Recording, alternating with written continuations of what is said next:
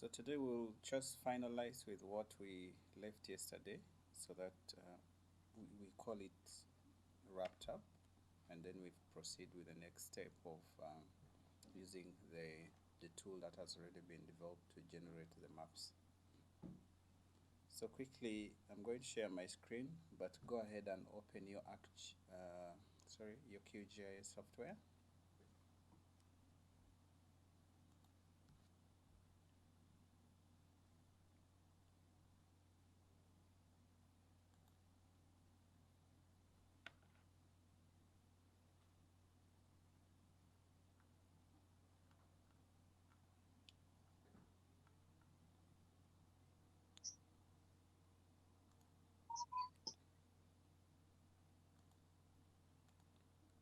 So I'm going to just go through a quick wrap up of, not really wrap up, but go through what we went through yesterday, just a quick one. So yesterday we talked about a number of tools that we tried installing.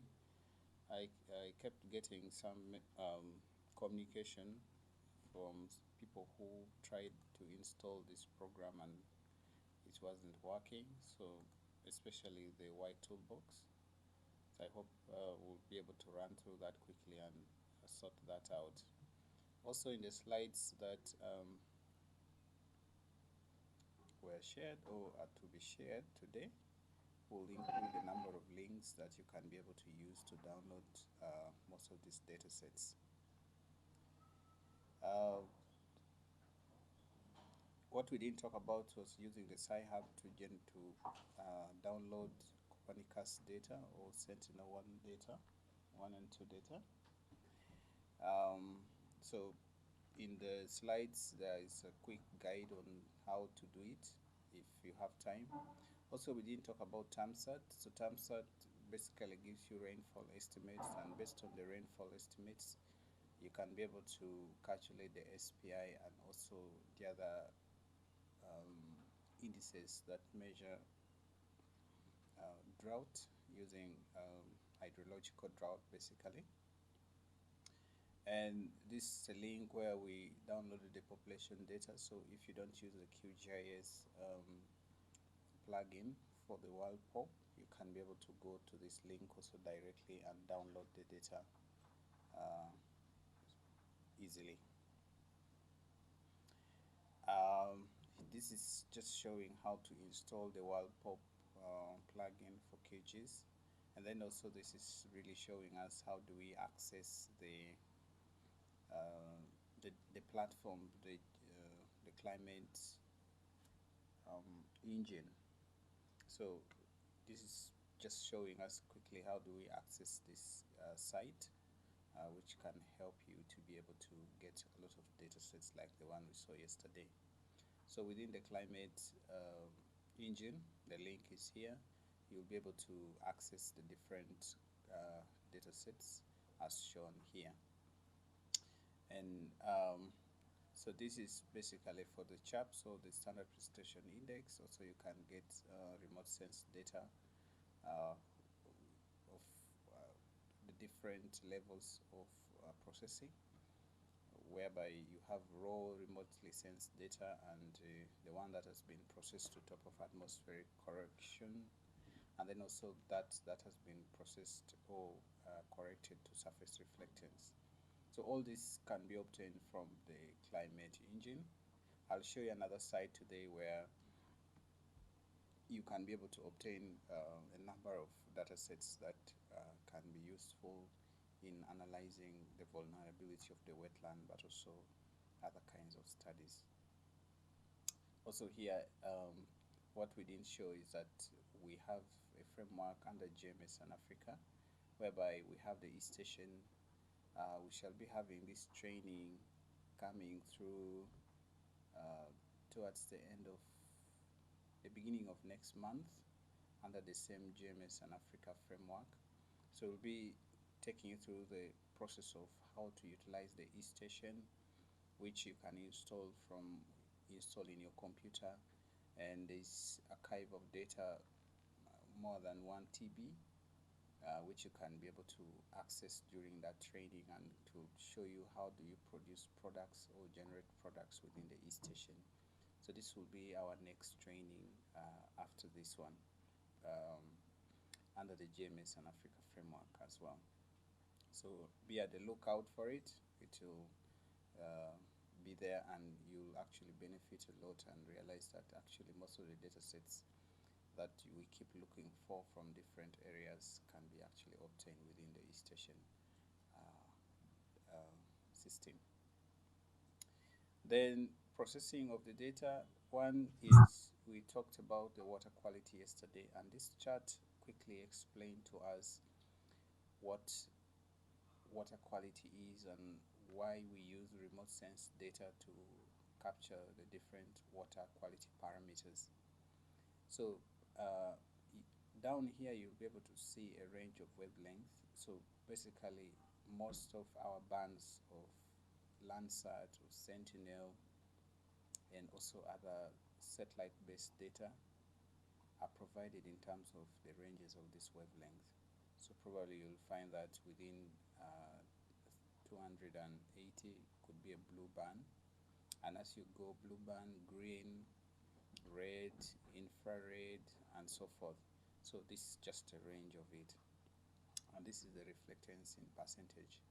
So in terms of water quality, if you want to assess, for example, organic matter, then you should utilize the bands that are within this range of 455 to 530. If you want to look for suspended solids, then you can generate an index, which you will see shortly. An index which utilizes the bands within this range of maybe 500, 520 something, 520 to maybe 550.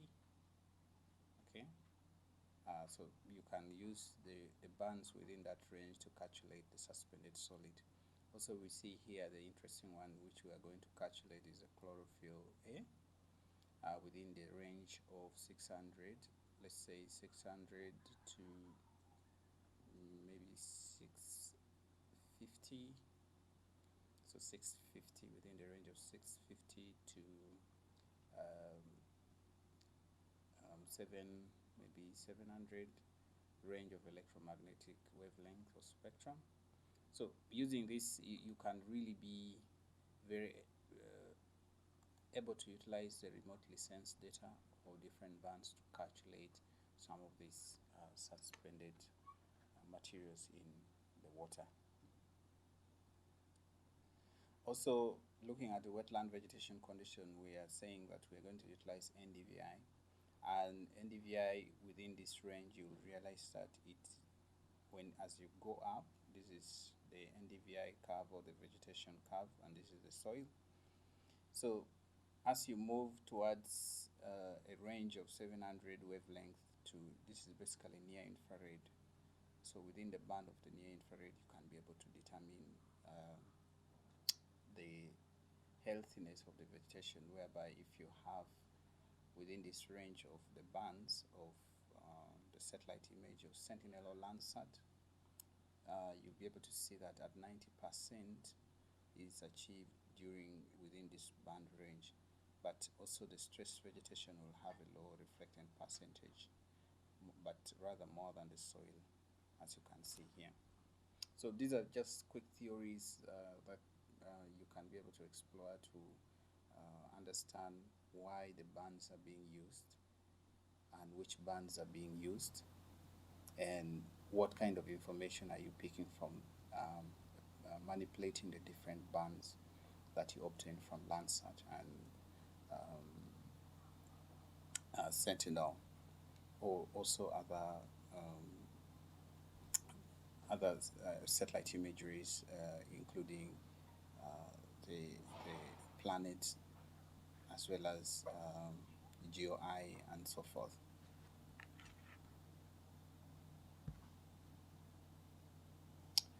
So yesterday, what we are going to do today is basically looking at the if all our data sets are okay. I'll come back to this slide later. So let's first fix some of the issues that we had yesterday. Today we have only 1 hour, so we'll be a little bit faster. Hope you tried a few things yesterday before today. Okay.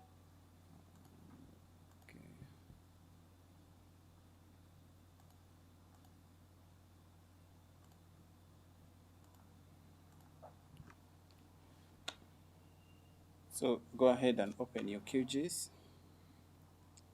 Now before as my QGIS opens, I want to just show you some of the theories behind some of the information we are generating from QGIS. So NDVI is normalized difference of vegetation index. I'm just going to share this link on the chat. There's a lot of information and resources in the net, so you can be able to explore them.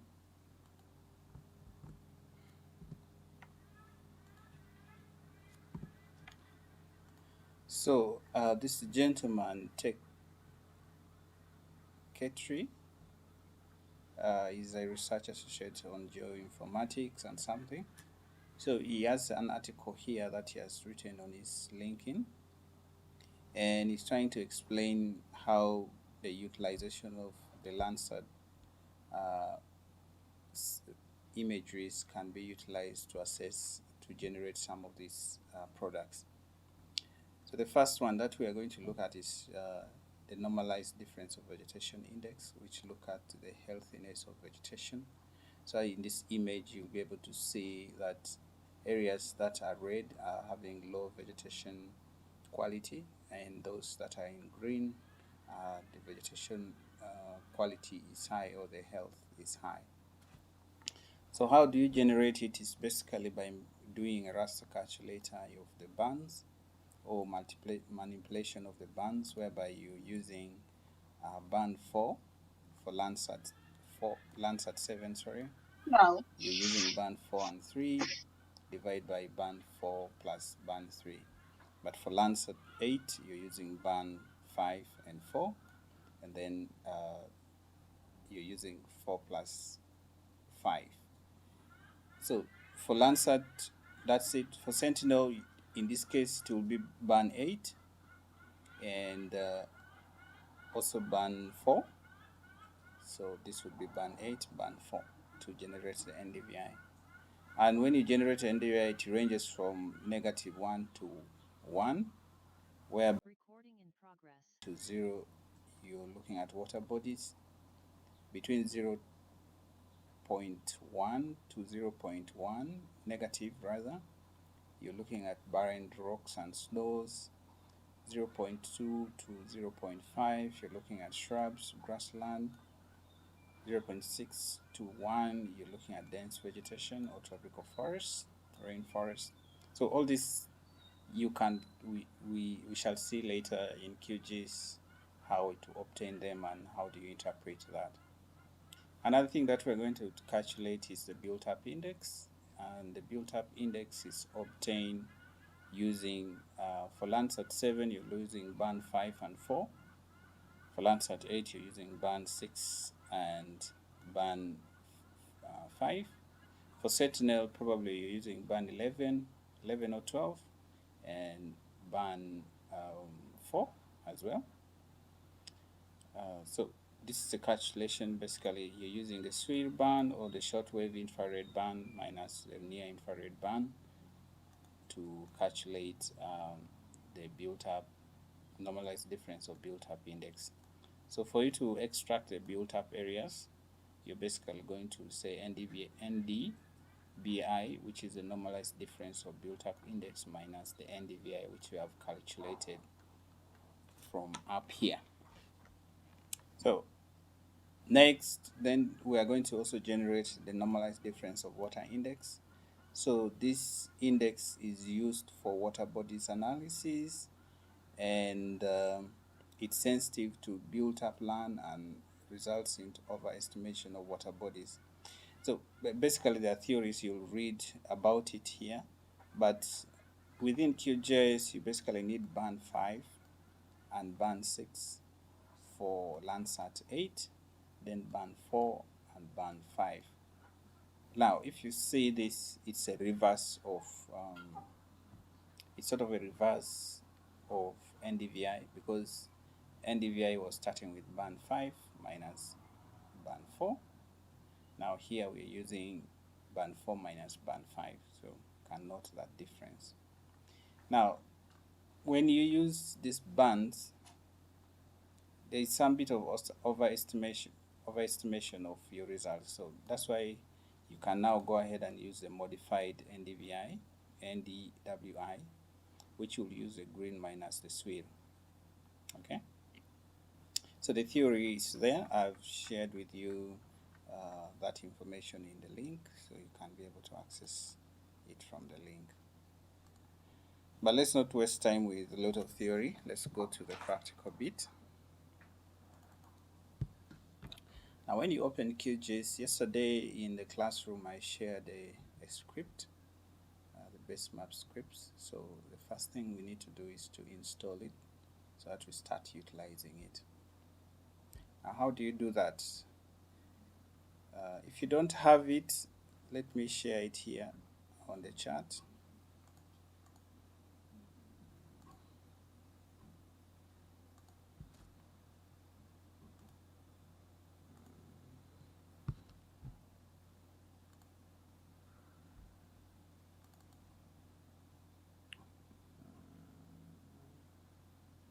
So I'm going to share this script on the chat.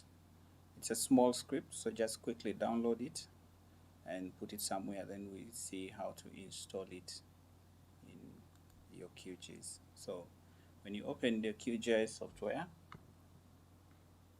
I'll give you just 30 seconds to download it.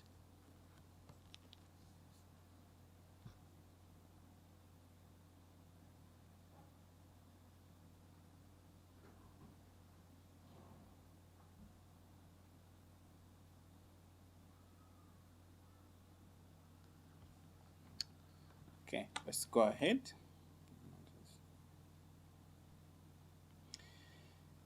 So go to plugin. Under the plugin menu, click on Python console. And then when you click on Python console,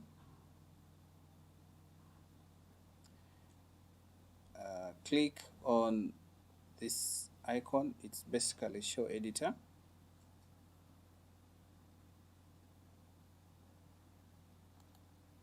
And then under show editor, use the browse icon, which is like a folder. So click on it to open a script. Go to where the script is and then open it. So when you finish opening it, you can just click on run script.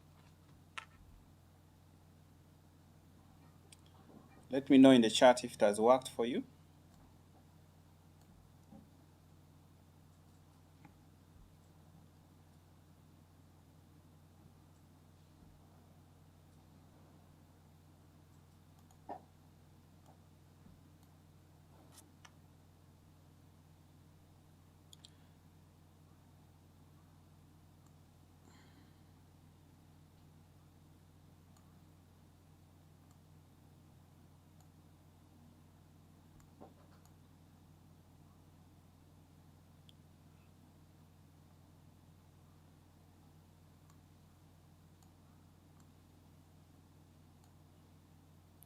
So Sarah, quickly, what I said is in the chat, I have shared the script.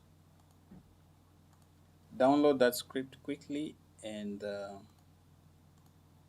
go to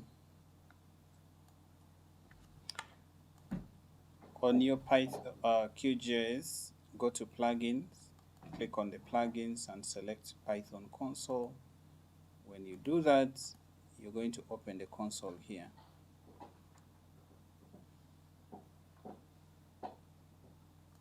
So when you open the console, click on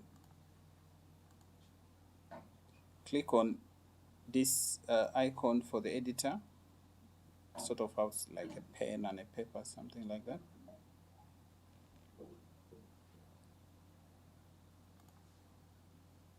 So when you clicked on it, it's going to open this window on the right hand side. Click on the browser icon.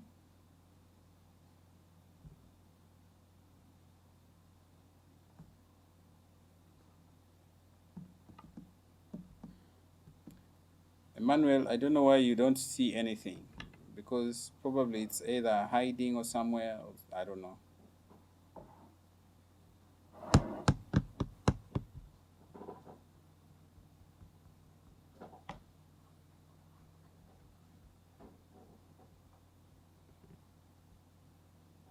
Omia, are you sorted?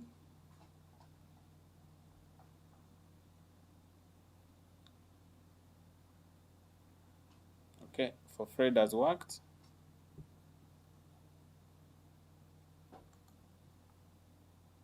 So,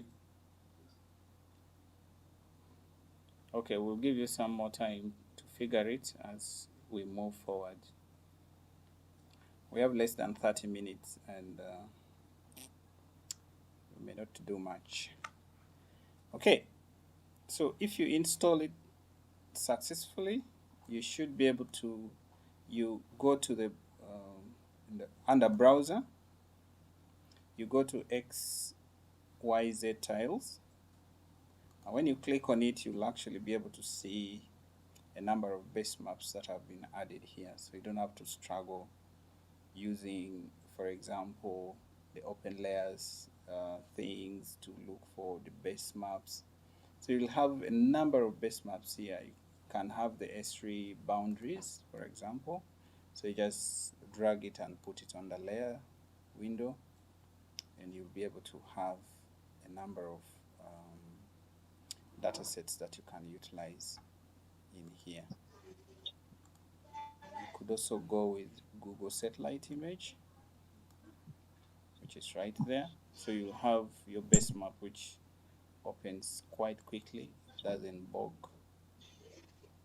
Okay, and it has really very high resolution satellite imageries.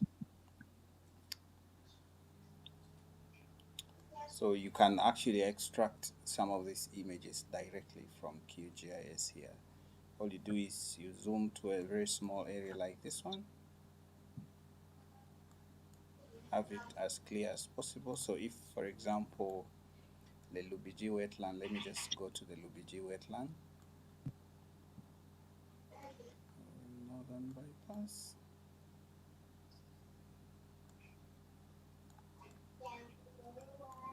So the Lubiji wetland is here, the one that we have picked as a case study for what we're supposed to learn. So you can zoom into that area and then right click and be able to export this image.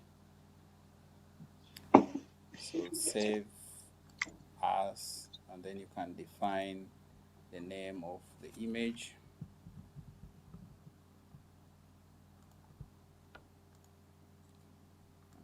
Select that folder, and then you can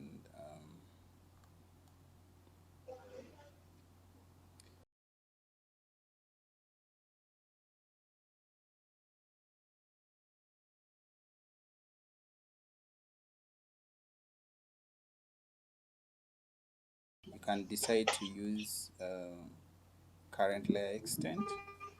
So you can click on the current layer extent so that you can be able to you'll be able to download the whole image. But if you want for this small area that you've zoomed into, then you have to use map canvas extent. So click on the map canvas extent.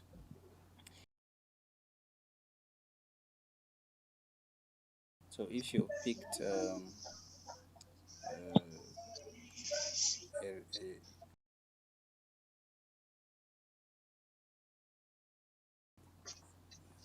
resolution in meters, for example, so you can just pick maybe 10 meters.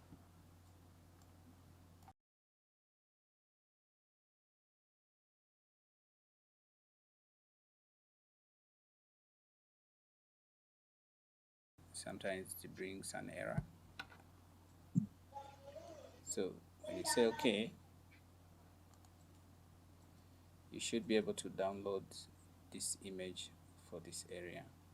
So I've downloaded for 10-meter resolution. That's why it's not clear. I wanted just to quickly, but if I switch this off, the base map itself, you'll be able to have this image available for you. Right now it's not clear because I've downloaded a poor quality resolution image, but if you want a very high resolution, then you can increase that and then be able to download the satellite image for the area instead of going to Google Earth, for example, to download images. So all these base maps that you have here, you can be able to turn them into a GIS layer, which you can use, for example, S3 Oceans, if you're interested in that. So you'll have a number of base maps that you can be able to use.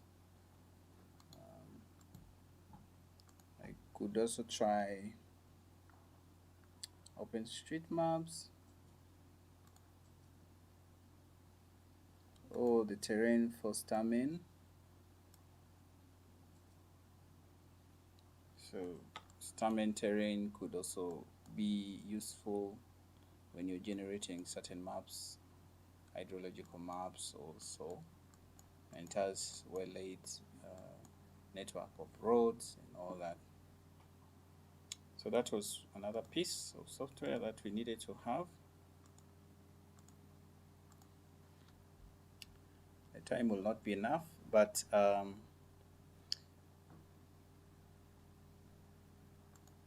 under this slide, we talked about the factor that we need to, after generating our data sets, okay? After generating all our data sets, then we need to do the resampling and projection. Now we'll see why is it important to do a resampling and projection, and then the reclassification, and then the weighting.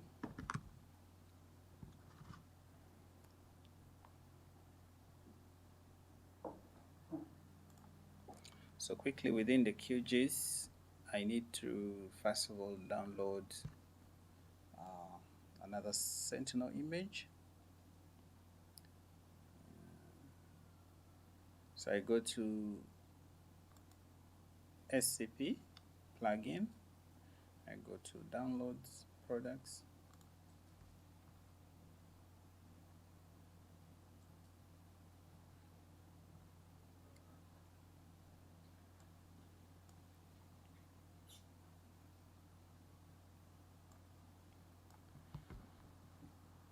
so I need to provide my login data information. In Sci-Hub, I have, just check my information quickly.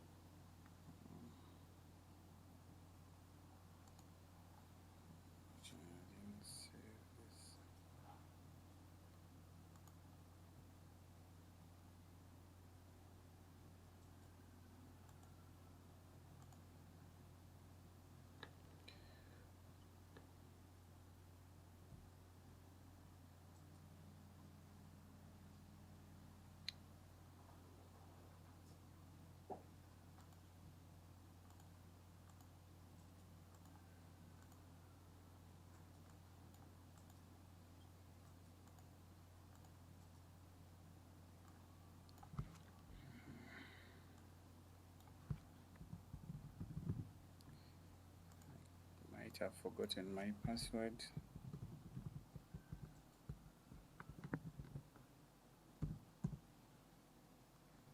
Okay, now I remember it. So after checking that, remember when you entering your details from the semi-automatic classification plugin, it will not show you that there is an error in your login details. So you need to first test it from the other side, then you come and enter the details here.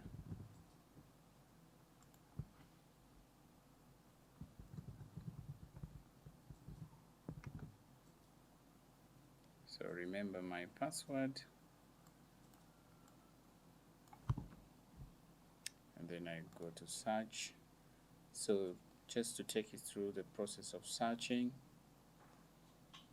one is you start by setting your product, selecting a right product here, and then you set the date. So for example, I just want from January 2020, the first day of that month, and then March 2020 on the 31st of that month. Okay, so quickly to orient yourself, if you want, you can use this, you can click on this to orient to OpenStreetMap. But now that we already have base maps, you can just come to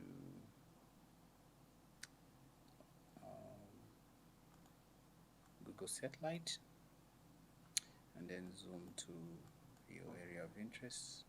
I'm going to my lake that I selected yesterday. So this is the lake that I'm interested in. So what you do is you go back to SCP and then click on this icon which says set area in the map. So when you click on it, on the map it will turn to a plus sign. So you click on the upper left corner, left click, okay? And then on the right lower corner, you'll right click. That's the trick. On the upper side, you left click, and then when you come down on the lower side of the right, you right click. Okay? So there you'll have selected the area of interest. So when you go back to your SCP,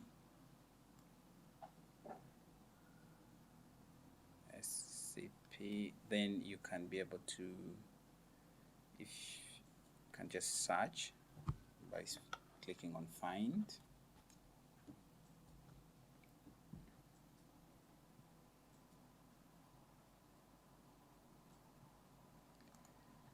I'm looking at the chat. Anyone having issues, please keep following along. Florence, I don't know where you got lost from. I hope you've caught up or you're with us now. So quickly, you're going to study some of these images. Remember, Sentinel has a few days of image return, so you quite have more images compared to Landsat. So I'll just go and look for the cloud cover part, and then I click on the cloud cover to sort it in ascending order. Then I preview this one by clicking on 1.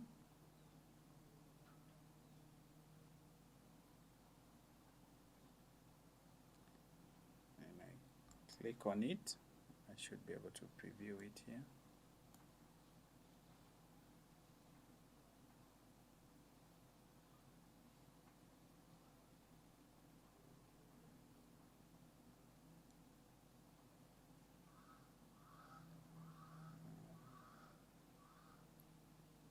No idea why it's taking so long.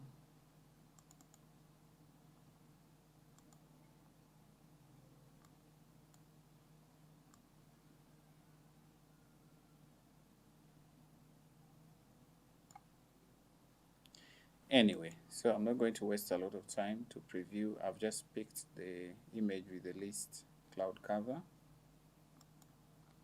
and I'll just select all this and delete them.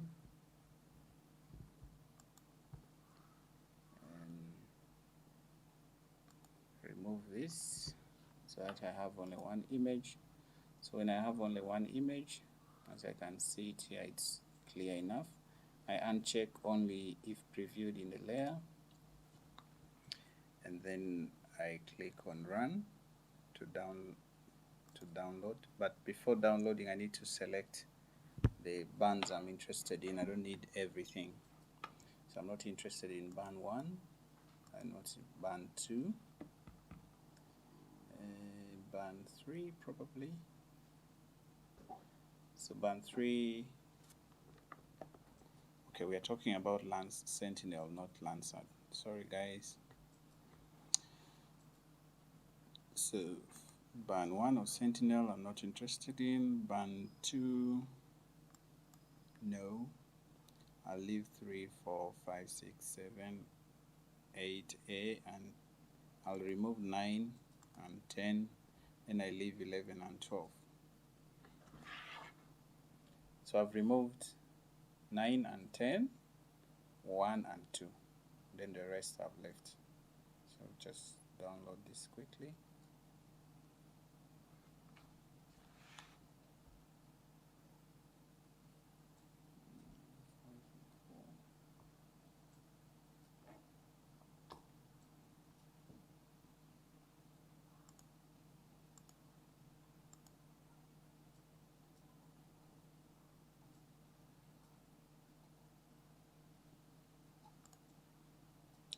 So when I click on run, it's going to ask me where it should download the image.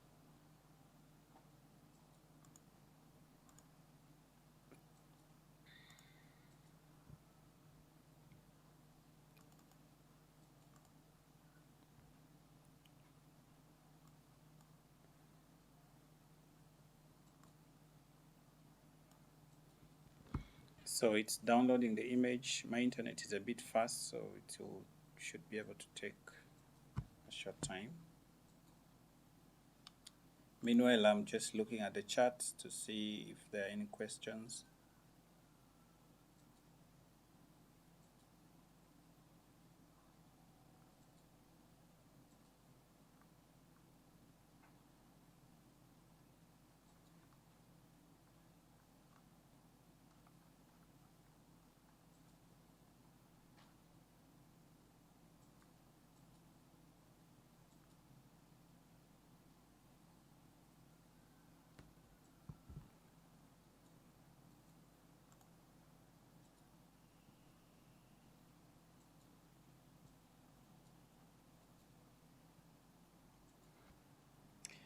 So you may download this image or you may not do it now, depending on your internet connection, because your QGIS is going to freeze.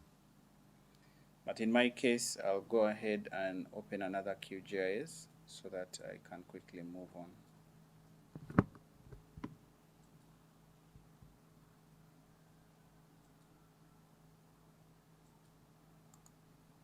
I'll go here, look for QGIS, and then I'll open another one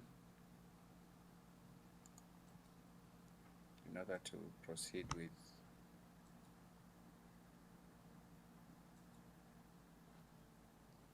So please don't risk to do this, depending on your computer. If it is powerful enough, then you can open two QGIS side by side. But if it's a weak processor, please don't try, because it's going to freeze completely.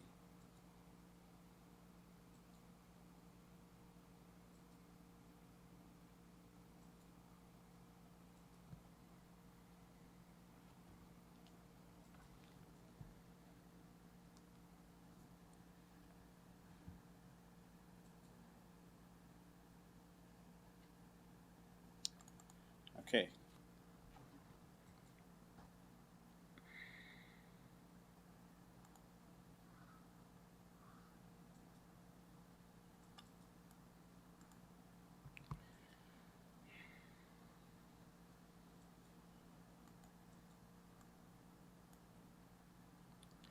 So looking at our PowerPoint, we have to do the post-processing of the data sets that we will have downloaded.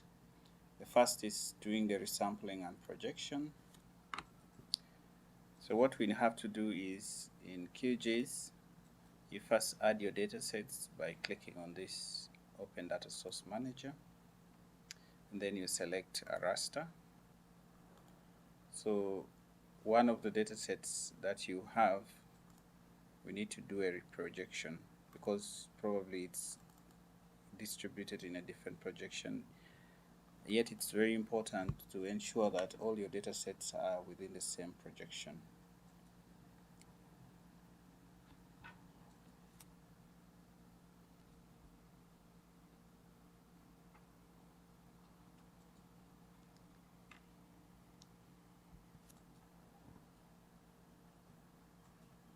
So we'll first start with the land use land cover as an example.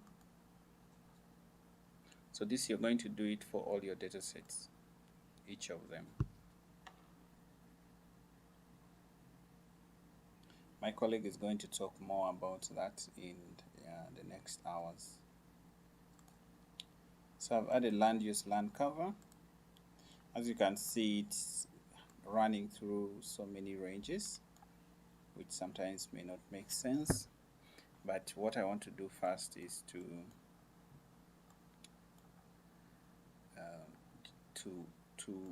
define a right projection for this data, so that all the data sets will be within that projection. So I want to first know what projection is this data. So I right click and go to properties, and then I select the source. So I'll be able to see that this data set is in it's in projected coordinate systems, yes, and it's UTM zone 37. So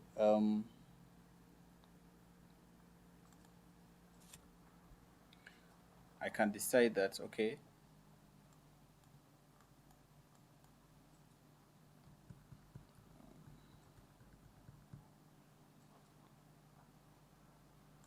this may not work because it's in another zone.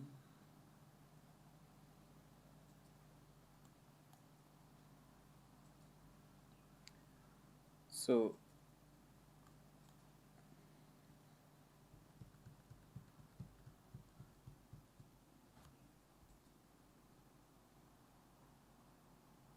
I'm thinking, since this data set is really large, it's covering a very big area, why don't we first clip it to a smaller area of study, and then we can go ahead and reproject it if necessary.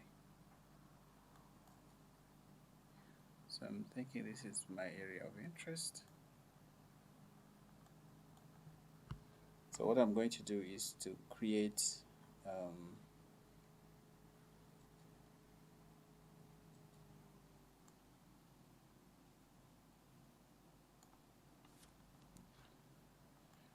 create a shapefile.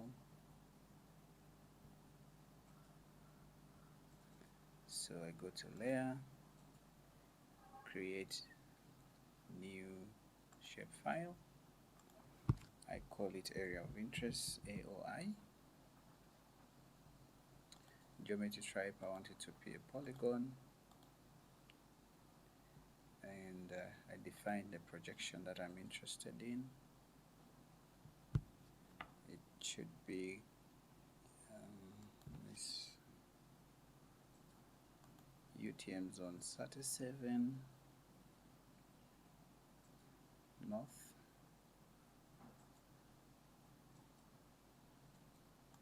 So I'm interested in that part of Kenya. And then the name of the field, I can just put the first one, maybe if necessary, just name. It can be a text. Length, I can reduce it to maybe 20.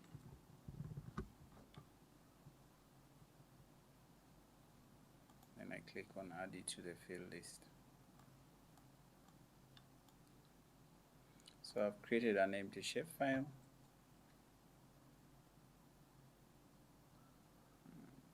It's saying permission denied.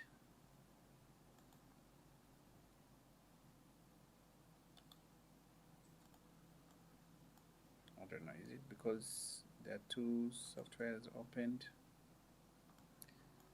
Okay.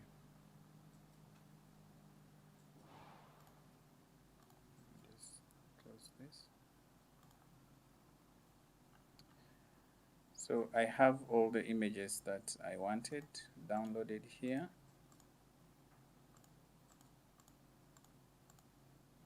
So there are two sets.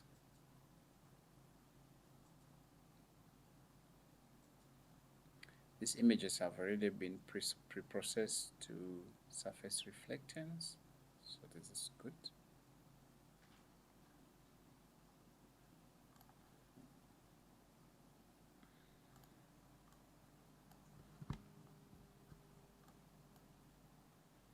So I'm going to add my Landsat raster and continue with clipping it.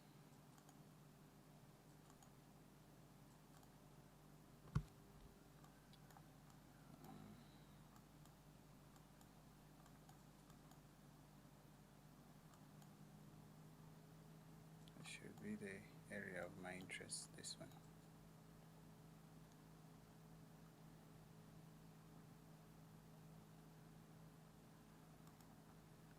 When I was creating a new shapefile, it denied, so let me try again.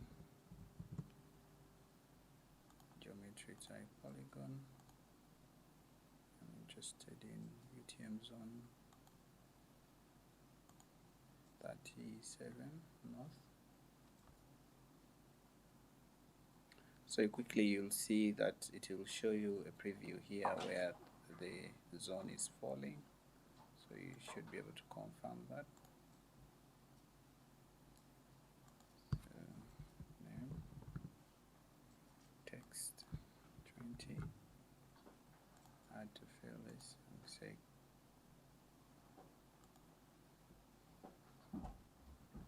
keeps telling me permission denied. I don't know why.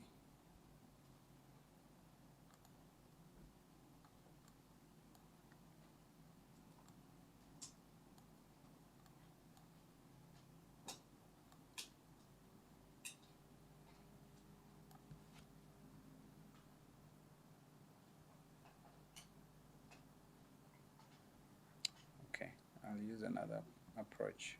I'll just save this image that is covering my canvas instead of clipping it. So clipping would be the best idea. So I go to right click on raster, export, and then I save it.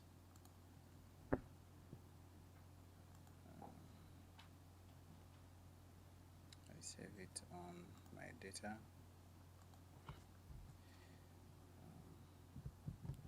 Land cover.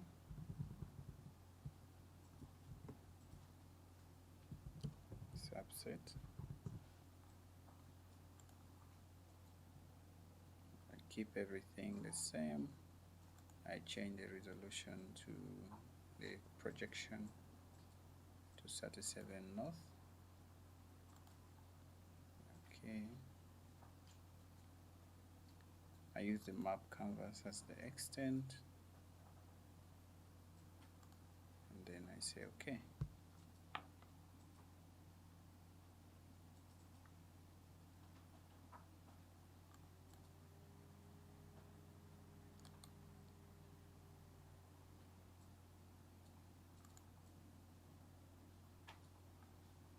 So now I have my land cover dataset for a smaller area and with the right projection. So when I check under properties, should be able to see it is zone 37 north.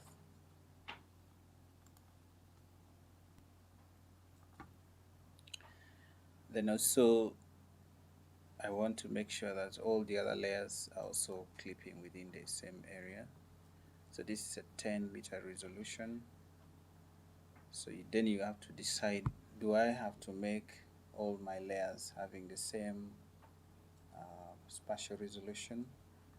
So for that case, since we have Landsat, we have Sentinel data sets, we have also the SPI, which is 1 kilometer. So all those challenges needs to be reduced eliminated by ensuring that all our data sets are within the same pixel sizes. So if I add SPI as an example,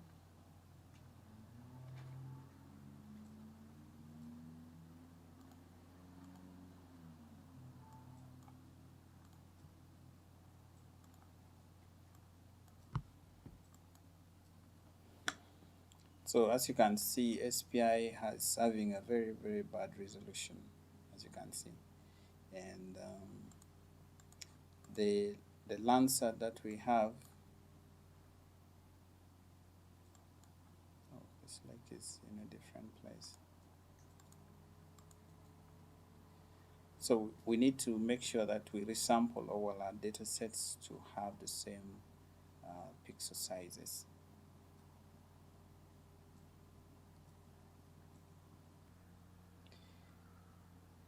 So let's first extract.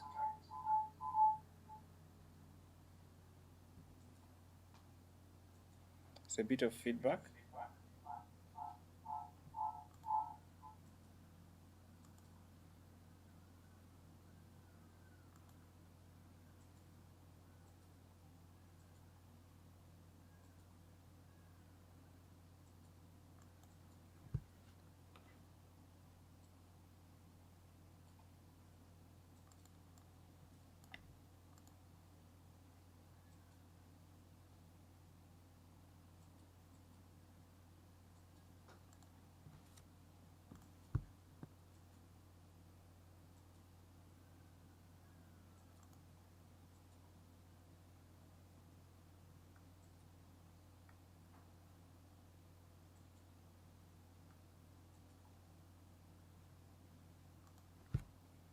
So land cover.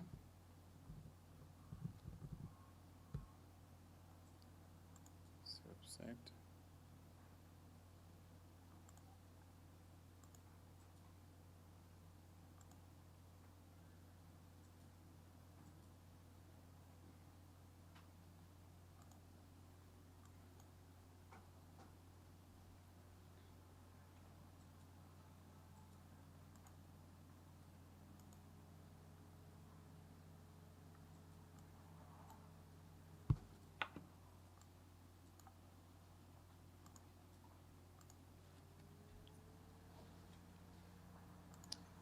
So this is my area of interest, and I want to make sure that all my layers are covering this particular area, as you can see it here.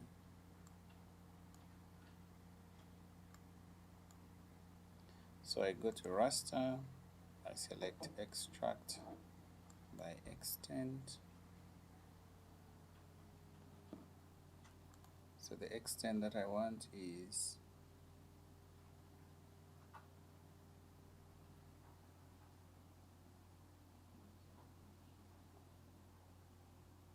map canvas.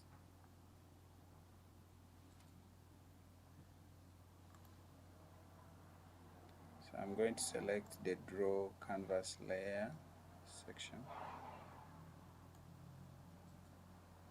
and then I save it.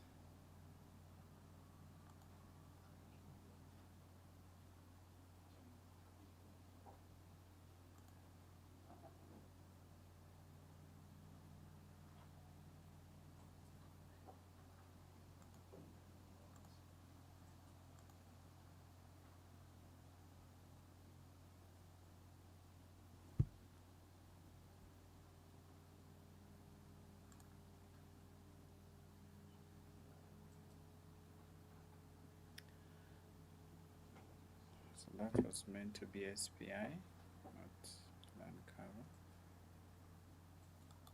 So I'll just rename it.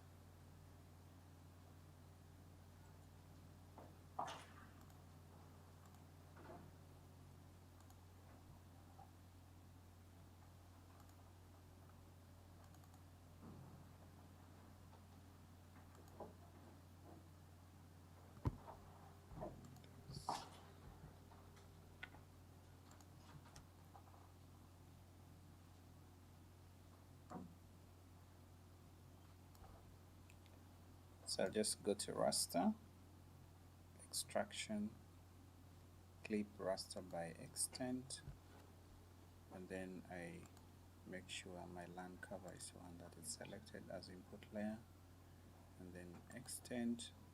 I use the draw on canvas, and then I select this area,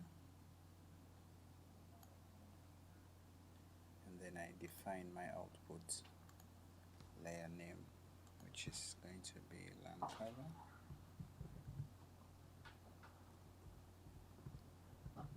Land cover underscore subset. Okay, so then I click on run. So now I've reduced my big land cover dataset to something small that I can manage. And then for the SPI, we need to clip it to this exact area also. If I had the wetland boundary, then I would buffer it and then use all the data sets covering that particular boundary as my clip layer. So next, I will also extract the SPI. So I'm going to this time use clip raster by mask layer, and then the mask layer that I'm interested in is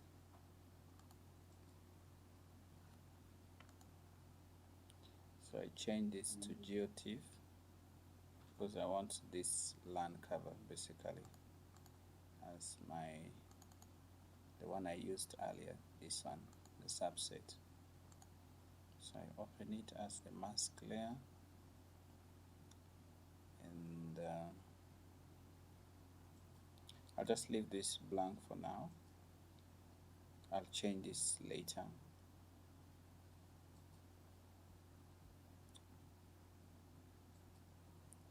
So I go ahead and define the name.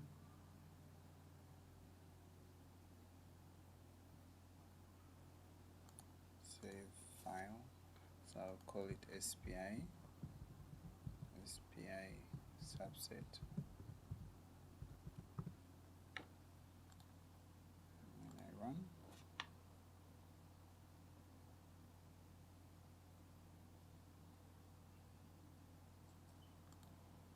okay, saying not found.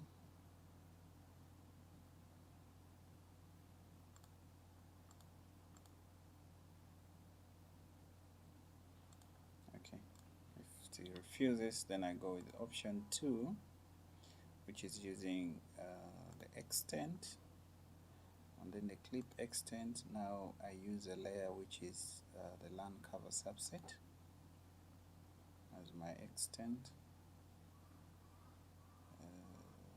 Then I save it as SPI subset.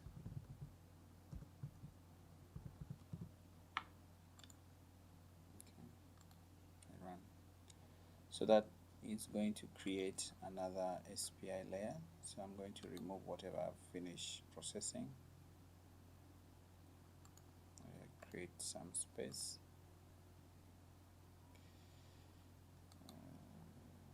Delete.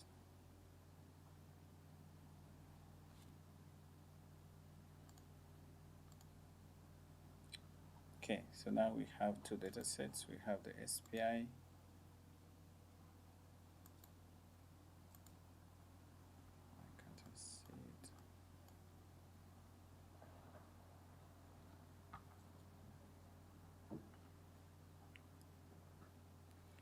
Next, we need to add our NDVI data.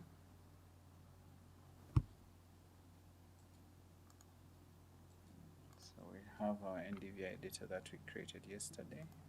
Right, this one.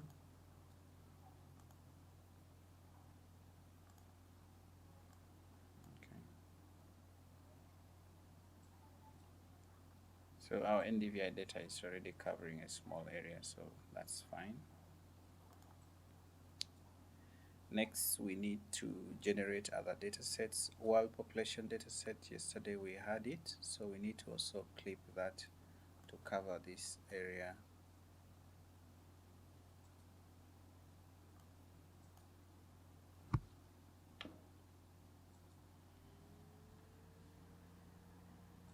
So I'm going to open the wild population data.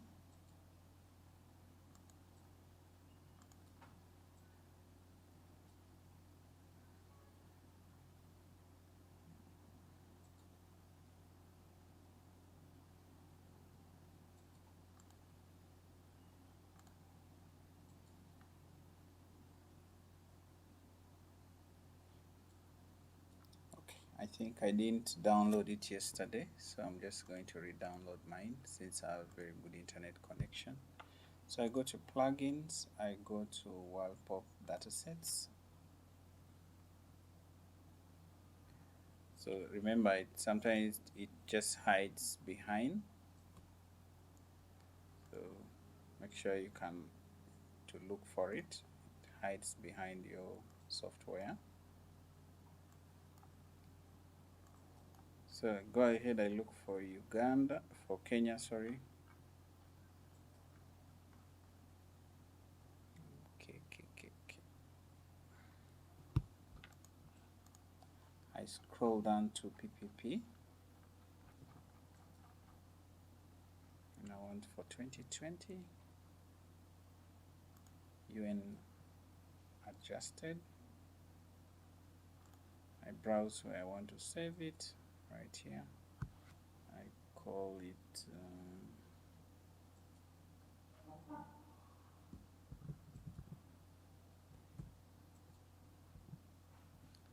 I'll just select this folder and then click on download.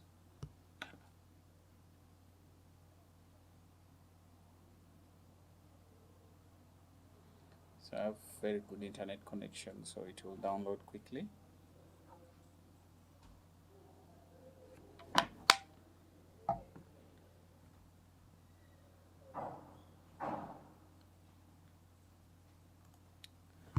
So also, we don't have time, but also what we need to do is to do a reclassification and then the weighting. I'll show you some of these things quickly, just as a demonstration, but not that we are going to do it fully here, but just as a demonstration so that we finish up this session.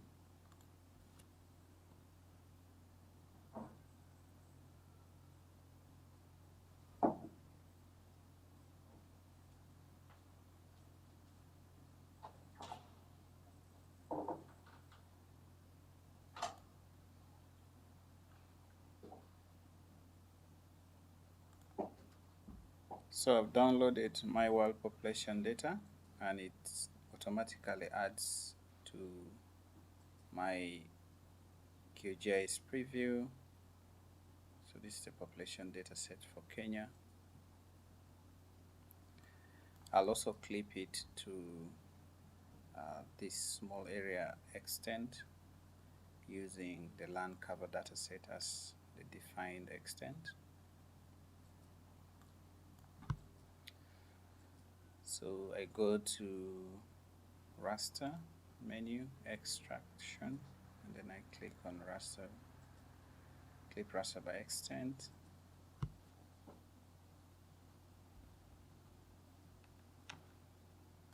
My extent layer is land cover subset, and then I leave everything by default for now.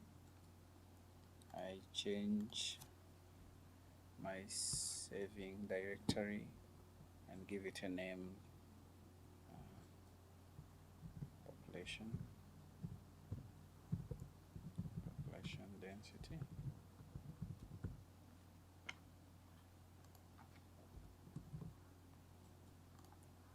So when I run it, it should be able to clip to a smaller area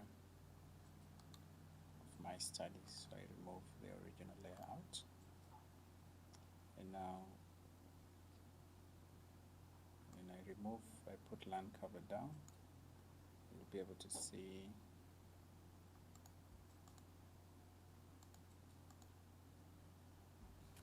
why is it not coming through.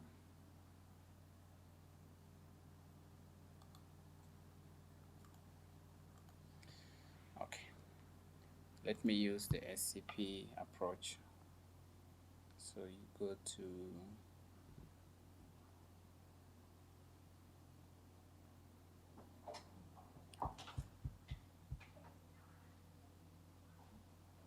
under basic tools, I can go to clip multiple rasters.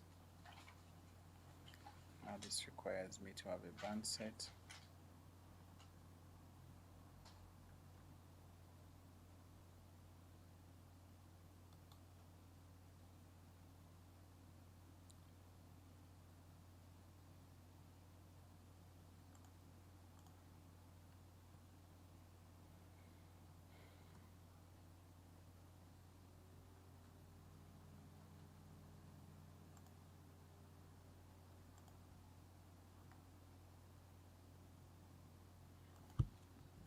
Add all these data sets.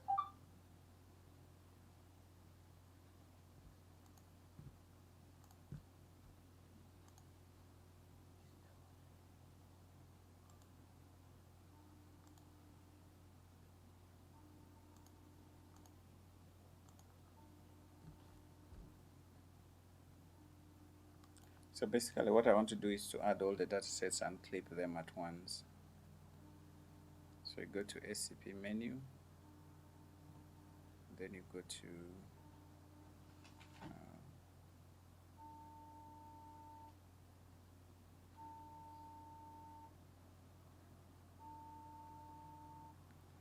processing, then you click on clip multiple rasters, but I need to first set this all to be within the band set.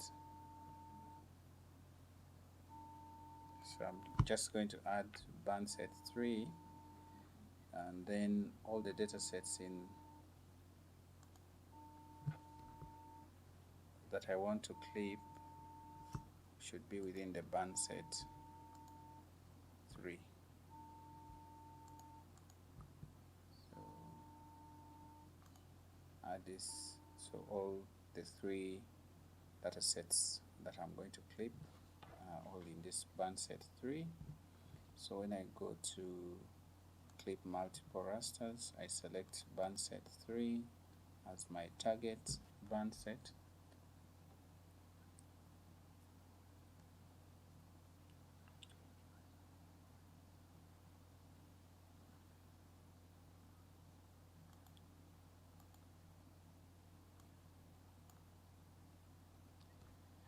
So I'm going to use this plus sign to define my area of interest. So same thing, left click, and then on the right hand side you right click, so it will have selected the area of your interest.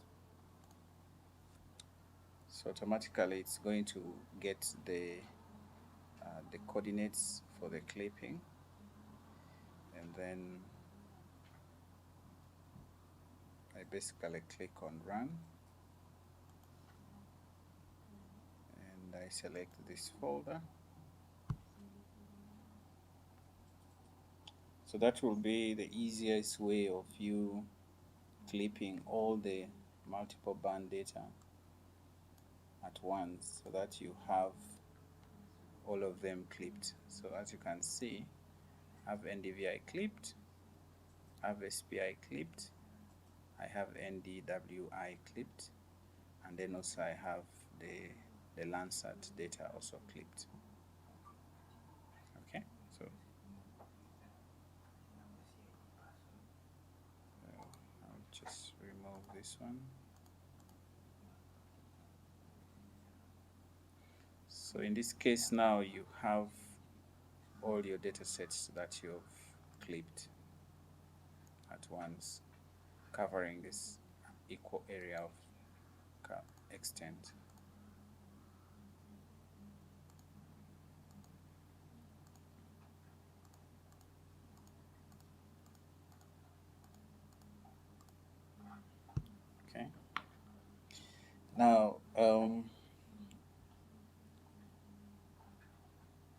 when you test or check all these layers, you'll find that they are probably lying in different coordinate systems. So for example, NDVI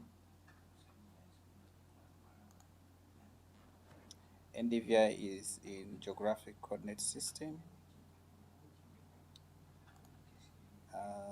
SPI is also in geographic coordinate system. NDW is also having a geographic coordinate system.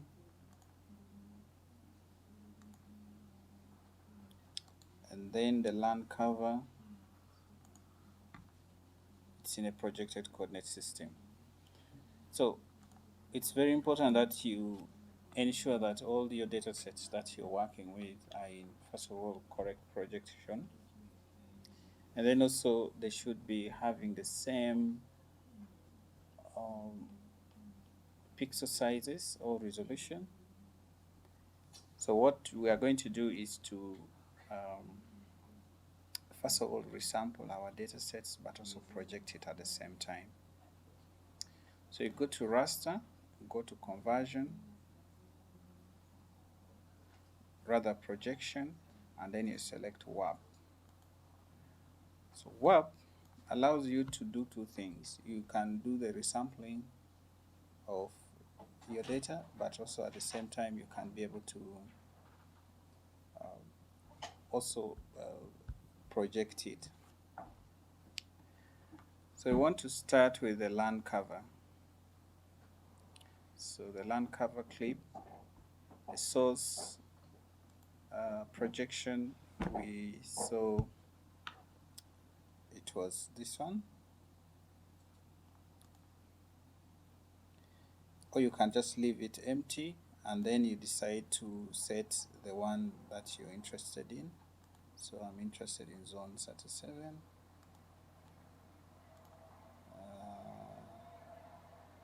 North. So click OK.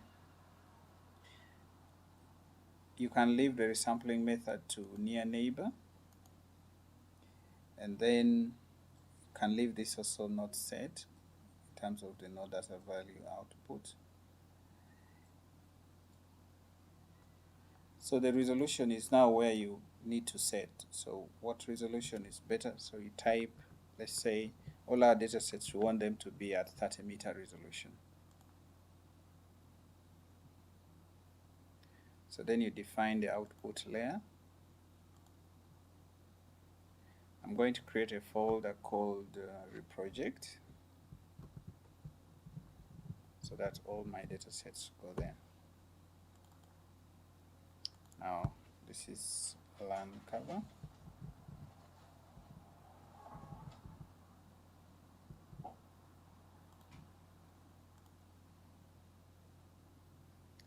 So now the land cover that I have, if I check the properties, it's now in the correct UTM zone.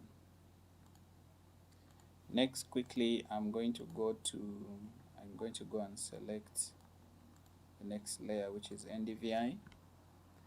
I leave the target coordinate reference system to the same. The resolution is also the same. And I just define the output. So this is going to be NDVI.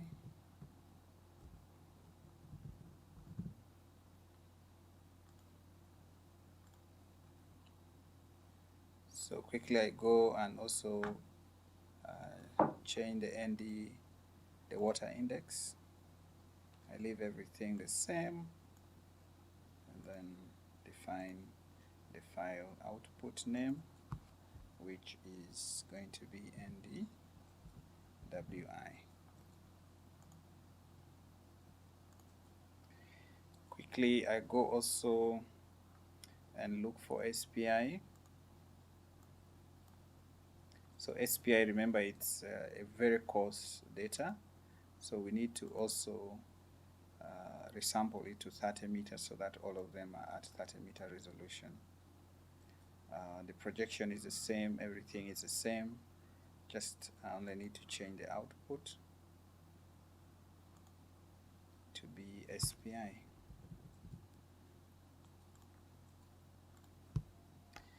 Next, we need to have the world population. World pop. That is what I haven't yet clipped.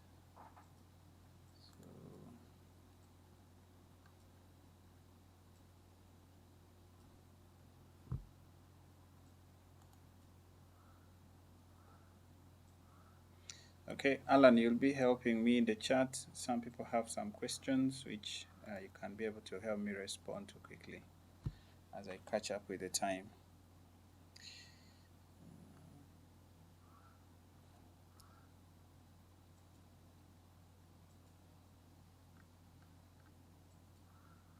Okay, let's assume we have only those 3 data sets that we can be able to use. We could also calculate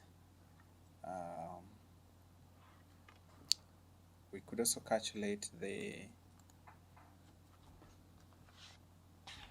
chlorophyll index.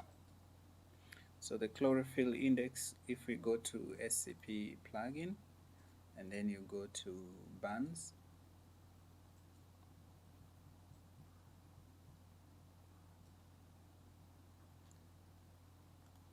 so you click on raster calculator.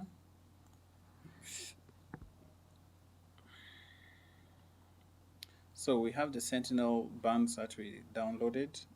They're the ones that we need to use to calculate the chlorophyll index.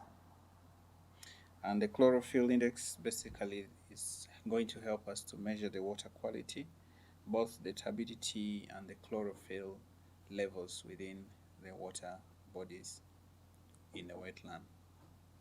So the formula I'm going to share with that is in the presentation, so don't worry.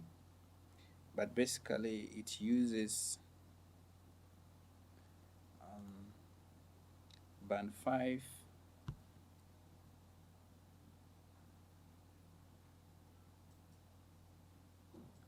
is the near infrared. For Sentinel it will be band 8.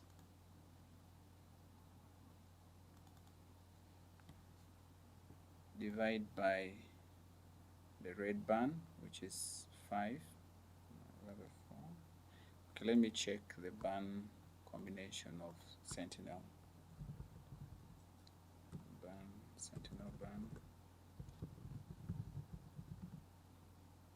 Sentinel bands.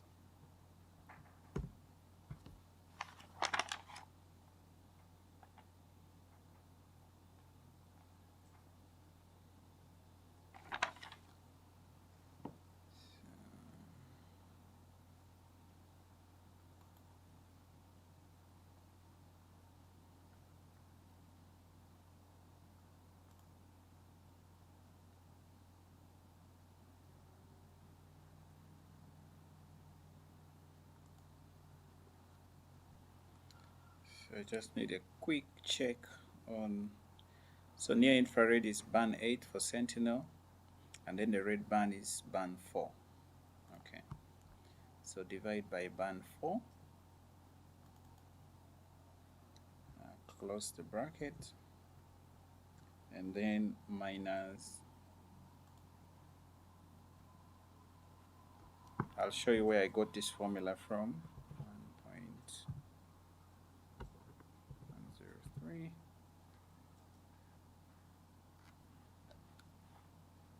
Close that, and then divide by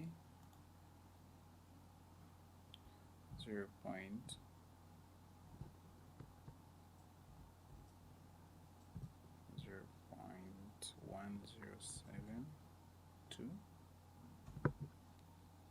Okay, so that's the formula.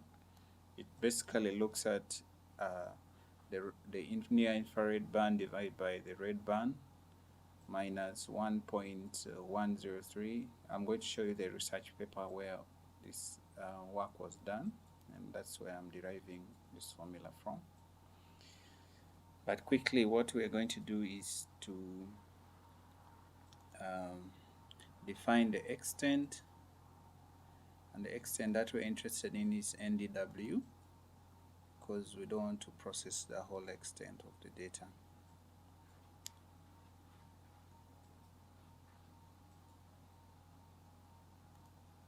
So same as NDW. It's okay, let it be a float. Then I run. So when I run, I need, this is going to be chlorophyll.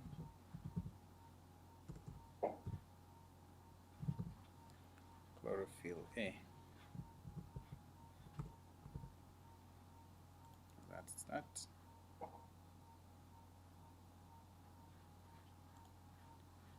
I don't know why I'm getting an error. Maybe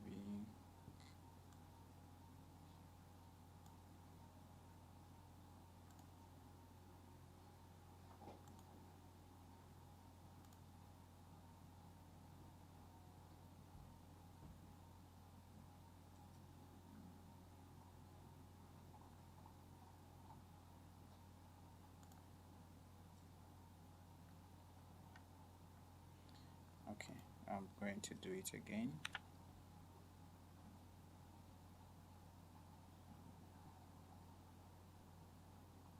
Processing calc. Okay, I get it now. My band sets are wrong. These layers are not active. So I'm only interested in band 4 and 8.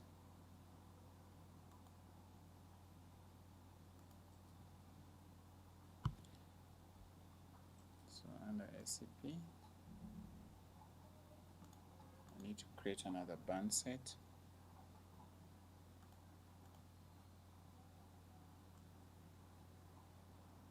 I don't know why I can't interact with the SCP.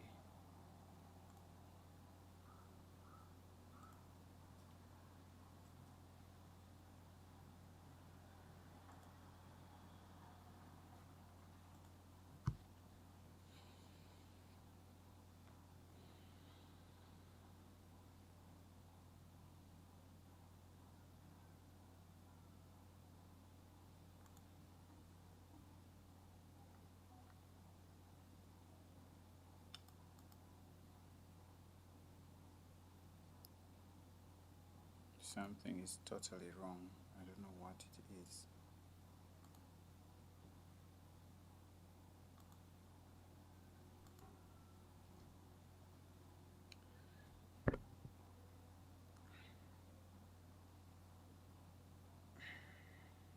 Okay, my time is up.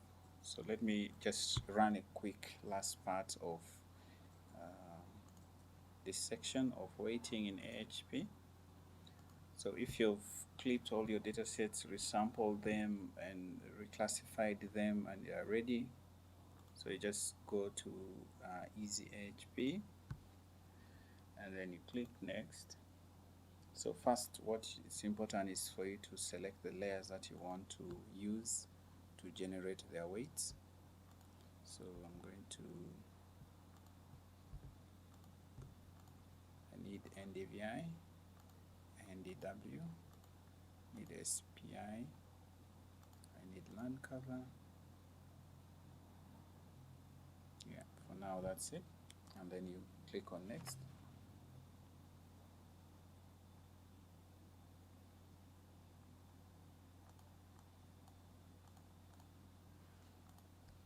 I'm going to start my QGIS because it seems like there is just complete error.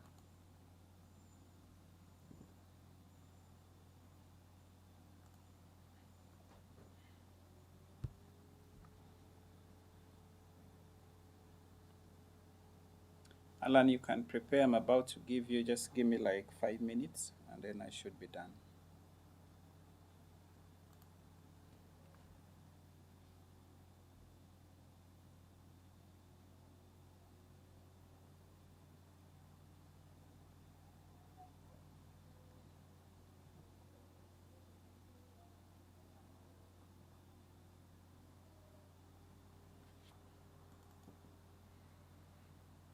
I need to only add the data sets I'm interested in, and these data sets are in reproject. I select all the banks, open and add them all. So the bad one is the SPI, which is having a very bad resolution, as you can see here.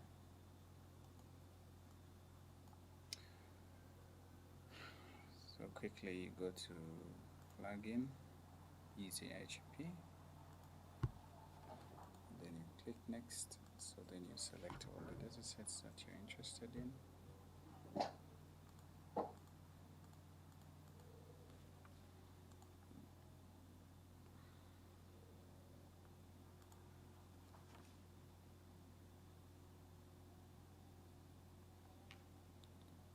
Okay, everything is jamming up.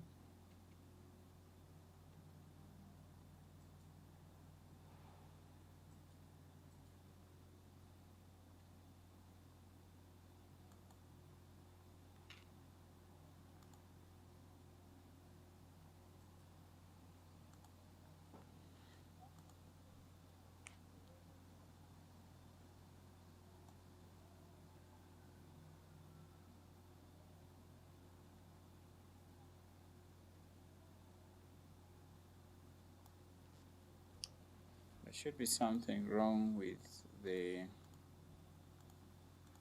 plugin or something, I don't know.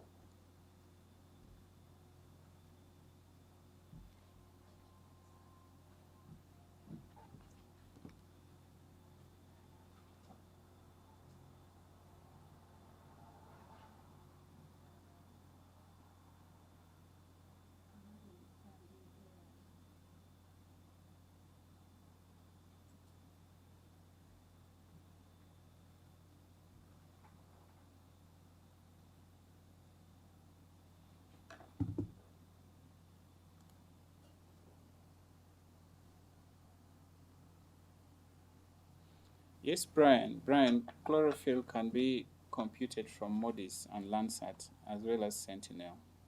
It basically uses the near infrared and red band to calculate that.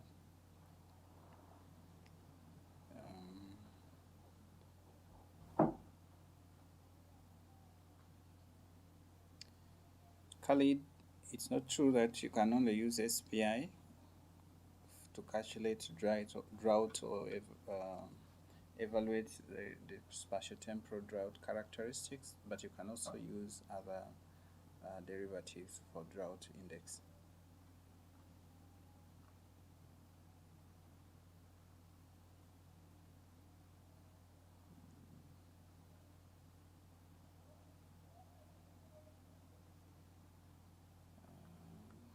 There's a lot of conversation in the chat that beside SPI, the soil productivity index one, can one calculate SPI for SPI for wetland vulnerability studies, or it's not necessary?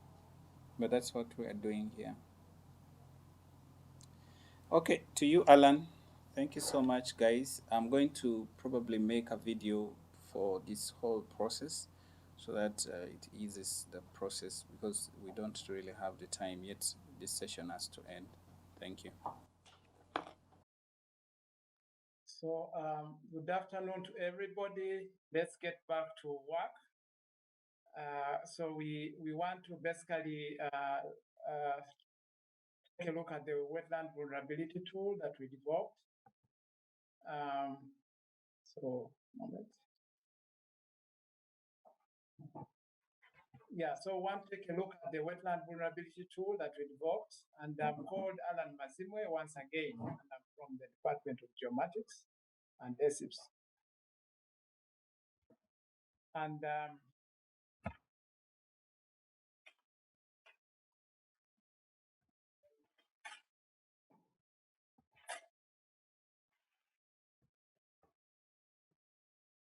so the contents of this presentation, I would just rather take you through first a brief about the presentation, and then later on we can be able to look at the tool itself, the way it's working, and then we were able to also do an assignment with the tool, or maybe some activity with the tool using test data. So I've already put some material online. I've already put this presentation together with the wetland vulnerability plugin, as well as the tutorial for you to be able to use online. And then also, there is also an assignment or an assessment or an activity, a lab work that you can be able to undertake with the tool and see whether you can be able to get results. So in this presentation, I would like to introduce you to the tool, the architecture, together with the data flow for the tool, the data input and what you output, as well as how to access the wetland vulnerability tool. And then later on, you can have all your questions that you need to ask, and we shall be able to respond to them. So at the beginning of this work, we set out basically to create a prototype that would allow us to be able to do wetland vulnerability analysis. And in the end, basically, we created a tool. So there's a tool that's actually working. It's no longer a prototype. And this tool was developed basically from a project.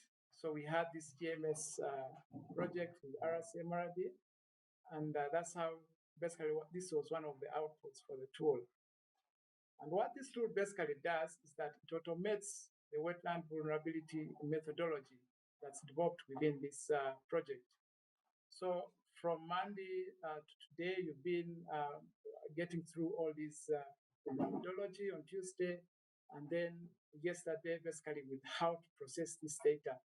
So this tool basically automates all this kind of process that you've been going through. And this tool was supposed to basically be used on 16 hotspots in the 10 countries in the Eastern African region. And the hallmark of this tool is basically that it uses Earth observation data as input. And then together with GIS tools, we can be able to produce a wetland vulnerability tool. Now, we are also considerate about the standards. It's very, very important for us to think about international standards. So we used also already open standards, and that's basically the OGC standards, and we used open technology. So we used a full stack, an architecture that is basically open, allows extensibility, and you can be able to, you can always have it interoperate with any other kind of software, because that was one of the requirements. And we also thought about two kinds of people. You have the GIS person who would want to basically look at the quantum GIS and then be able to do the analysis. But then also we have other kinds of experts who are typically wetland vulnerability experts. And maybe they are not going to touch this quantum GIS. So we provided them another tool that has limited algorithms, but can also generate that result that you can get in your desktop environment. So in other words, the tool provides a hybrid, it's a solution that's a hybrid of offline and online. So we have a browser environment that you can be able to use to be able also to produce a wetland vulnerability map. So as far as the architecture, once again, we say that there are two environments that we provide. The first environment is the desktop environment. So in this case, like I've told you, we thought about a person who doesn't have internet. He's a desktop user. He's a typical GIS expert.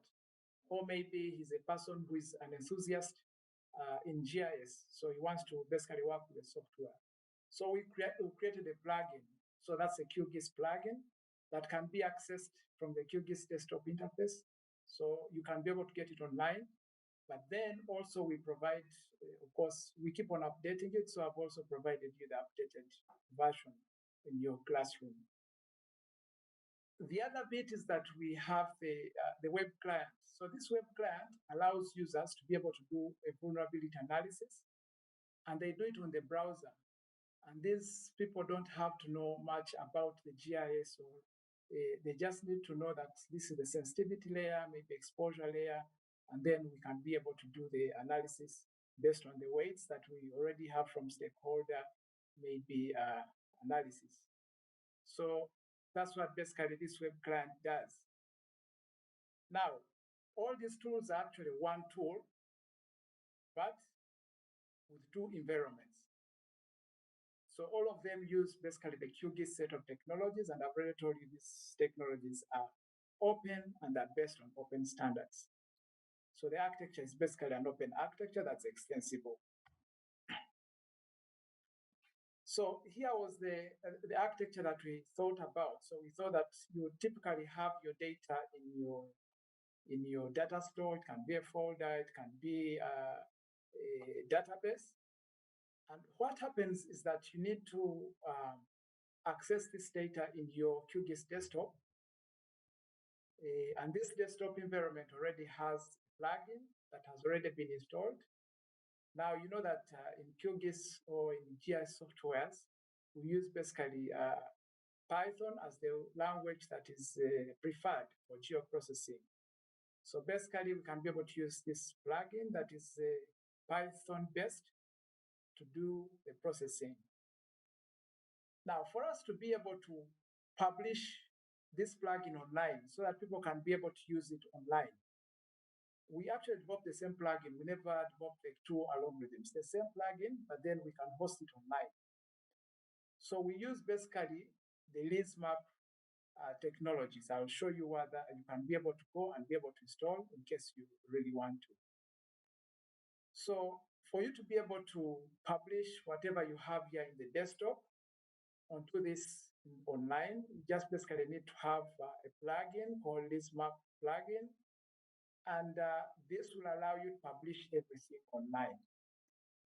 Your algorithm, which is basically this wetland vulnerability plugin, analysis plugin, is installed in the PyQGIS web processing service. So we have a processing service online that basically does the analysis. And of course, for the result to get to the web client, for this result to get to the web client, it has to be published in the QGIS server. So as you can see, we have a full stack of QGIS technologies. And then at the end, the client will come here on the browser. He doesn't have to know about this whole setup. The client just comes on the browser, and then he puts in the layers. He'll find some layers that are already existing, and then do the processing and have a result. So that's how basically the architecture is organized. And like I've already told you, it's extensible. You can be able to change multiple parts of this architecture and be able to make it look the way you want to. For example, you can add more algorithms on this web client, depending on how, rather depending on your requirements.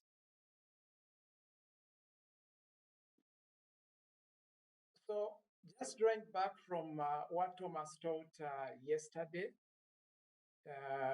and on Tuesday.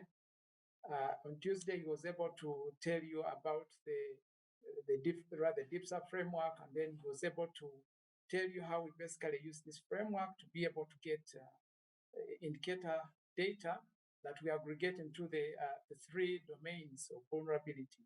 So these three domains are actually exposure, which basically has the threat and the pressures.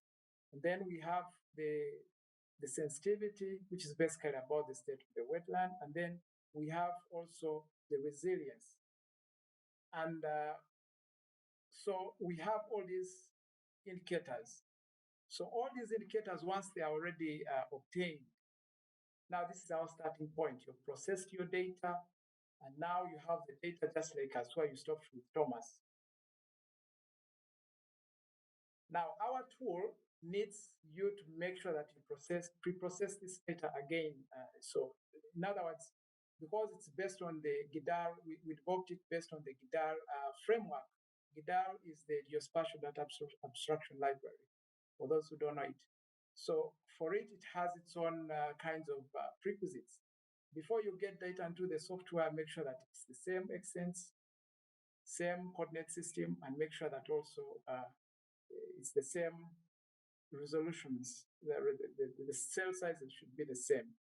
So that's the pre-processing that we shall be talking about in this tool. So we make sure that everything, all the data sets are the same. They have the same properties. And then once we have these data sets having the same properties, of course, from the stakeholder engagement and from our HP analysis, we already have the weights generated already. We have a table of weights. So we input all the layers together with a table of weights. In the tool, we also specify the output for the different domains, the exposure, the sensitivity, and then the resilience. And then we can then now start computing. As we start computing, it will aggregate the layers in the different domains, depending on how you define them, and based on the weights also. And then we can have a visualization. Now, in the methodology, Thomas must have told you that when we started getting all these factors together, there were some considerations. One of the considerations was data availability. Another one was basically that we did a sensitivity analysis. So we actually have some kind of backing as to why, for example, we are choosing these kinds of data sets. And then that's why we think that the visualization, once you get it, it's just going to be dependent on the data that you put in and basically the scenario that you're computing. So you make a visualization and then you check whether your visualization is okay or not. Now, how do you check that your visualization is okay? This, you see, when you put in this tool your data, you're basically generating multiple scenarios. And these scenarios are dependent on the weights and the data that basically you're inputting into the tool. And so you can always change these weights to be able to generate multiple scenarios depending on your requirements and maybe the pre-existing situation. So this is how basically the tool works. I've told you that we have two environments. So we have the desktop environment. Now the desktop environment, this is how it works. This is how it looks like. So you have a plugin that you can be able to install. And what happens that you'll find that we've already defined for you the domain, which was, for example, exposure, and then we put there the layer name. And then we give you the opportunity to be able to put the weights. So that's basically how it's organized. So you have the domain name together with the layer or the variable together, or you also have to specify the weights. Now, this tool is also documented in such a way that even if you've never used it, you should be able to use it. So the moment you double click it and open it, you realize that in the tool help, there is a definition of how we basically characterize these layers. So we have, for example, the exposure, and we have the exposure having the drivers, the threats, and then the pressure. And then the sensitivity, basically talking about the state of the wetland. And then the resilience being the external factors that can basically help in gaining back this, rather than that, the state or the previous state of the wetland in case it's impacted, or even making it much better. So data is input, and then the data will be output as already styled. So it will come already when it's already styled. So we already also incorporated the styles at the back of the tool so that you don't need to first struggle visualizing. So the task that you have is just creating a composition and then putting it in your report. And then for the web client, what we have is, like I told you, we have just basically this web interface. And then the user just comes and puts in the domain layers. So we don't have all the individual layers in this case because we wanted to reduce the complexity. And just because you have different kinds of users who basically use this tool. You have, first of all, users who are typical GIS people, and they want to use the software, and maybe they are offline. They work in dedicated desktop environments, give them the plugin. You have users who don't want even to see QGIS, or they have no even dream of maybe touching QGIS, but they want to do a vulnerability analysis. And on top of that, they can also do it at a one-stop gateway, single click, and basically you can be able to give them this kind of website, rather website. But then the algorithm is the same, deployed in different environments. So that's basically what this tool does. So how do we access these tools? the, uh, the, the desktop version can be accessed by going to the plugins. They manage and install plugins on the, or rather the menu bar. There's that plugin button. And then you can be able to actually install the plugin from a zip, or install it from the QGIS platform. Now we have that plugin is already existing in the QGIS platform, but prior to this training, we had to make some bit of changes in the plugin. So I've provided you the most recent version that we shall use to basically, we shall post online. So for this course, let us use the plugin that we've already shared with you online. So basically, the user adds, once you have this plugin, you've installed it, you click this plugin, you access it, the user basically adds layers, and then he adds the weights for the data or the variables, and then also the domain weights. Now, maybe let me re-echo this. When we're dealing with this vulnerability analysis, we have the variables that are grouped within domains: exposure, sensitivity, resilience. Now, it's very possible that each domain can also have different weights. For example, it could be that actually there's a lot of work that's being undertaken as far as resilience is concerned.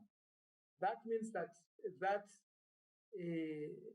domain is going to get less weight because there's not much vulnerability. Rather, there's so much counteracting of the vulnerability. Now, also the data sets themselves have weights of importance in this whole equation of vulnerability. Now, once you've added all these data sets, I'm going to illustrate this practically, so be a little bit patient, I'll get there. Once you've gotten all these parameterized, then now you can execute the vulnerability analysis and make your map compositions. So there's a tutorial to that course already in the Google classes. So for the web client, like I've already told you, the user will only add the domain layers. He doesn't have to add the individual layers. The domain layers are pre-calculated. And then you can be able to say, for example, we have a very big problem maybe with exposure factors. Therefore, the exposure factors will have a bigger weight in this whole vulnerability equation. And then you can execute your analysis and get results. And then the results will be printed automatically. For it, you actually get a map composition from online. So that's how basically it works. So these environments, like I've told you, they have different kinds of users. The online environment just basically allows these managers, or maybe people who are not experts at GIS, to be able to provide, rather produce maps with ease. Now, this tool that we create, the reason why we create this tool is because we want to help managers, researchers, to be able to identify wetlands that are threatened, or wetlands that are sensitive, or wetlands that are vulnerability hotspots. So basically the vulnerability hotspots for the wetlands. And of course, what you're aiming at is just that you want support decision at the end. So that's why we have this tool.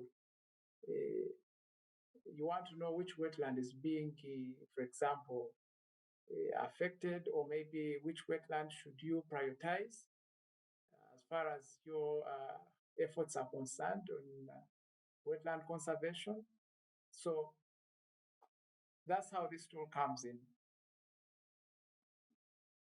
So I'm going to illustrate to you how the tool works, that we can be able to be at the same pace, the desktop environment, and then we shall have a small break of 5 minutes, and then we go to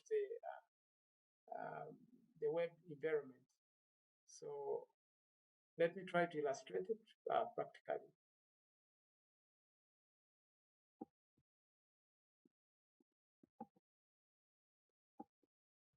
So we have to open our QGIS. I hope you've already downloaded your. Okay, I hope you've already downloaded the software. So all I need you to do is just open that software. So the prerequisite here is that you must have the software, have the plugin. So the wetland vulnerability plugin is already on the class. So I've already put them on the class. So there is therefore session materials, and you have this presentation that we've just had, but then also you have the plugin. So if you want to download this plugin, I've had people saying that it's very hard for me to download it. You just have to click here on the plugin, and then maybe it won't give you anything like downloading. You just go to these three buttons. Now these three buttons here that you see at the corner where I put my cursor, and then you open a new window. That should give you this download. It should give you this download possibility.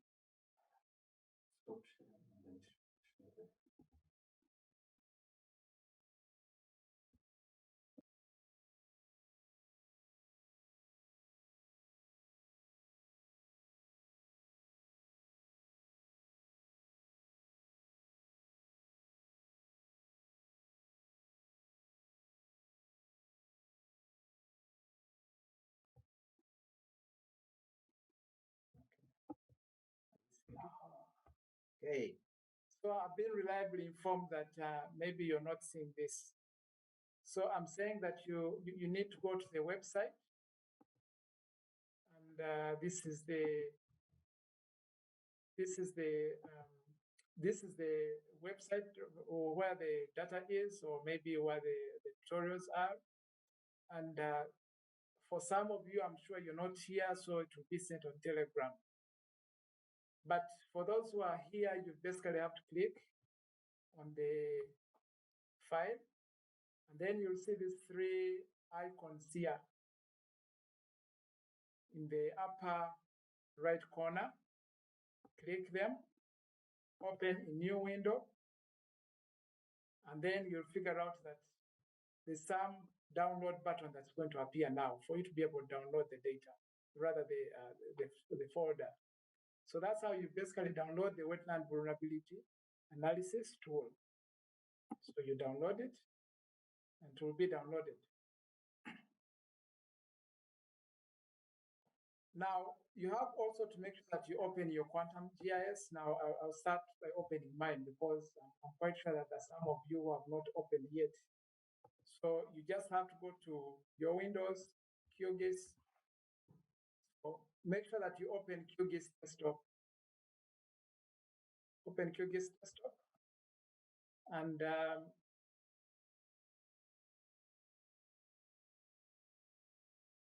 so it's still opening.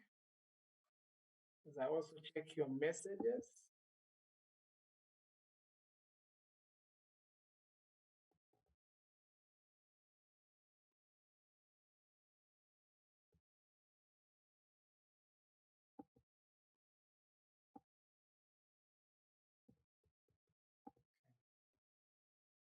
So the QGIS is still opening, and then we can be able to start with the analysis. So my QGIS opens and looks like this. It doesn't look very complicated. Now, the first thing that I have to do, just like you've already been told by Thomas, is that you need to look for the plugins. Now, you must have already been told that the plugins are basically third-party software that you have to add to this tool, or rather, so that you can be able to extend it. That's how QGIS works. So you just come to plugins here, and you say manage and install plugins. Well, we have this plugin actually with the inside here, so you can be able to find it here. But this is not, it's not yet like, it's not yet, it's not yet, it's not the most current one. So we try, rather during the course of last week, we made some edits to our tool. So that's the tool that you've downloaded, is the tool that we're using for this class. So I go and I browse that tool. So my tool is here. Then I add it.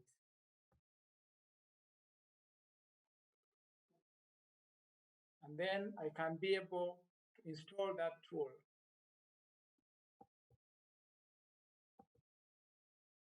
So after it has installed, it will tell me it has successfully installed.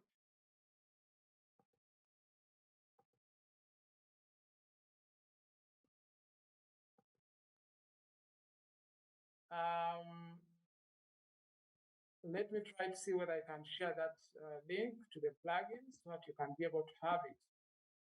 So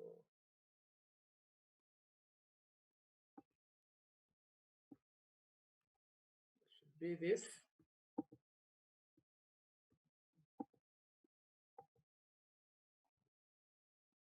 So I think now you have the link to the plugin.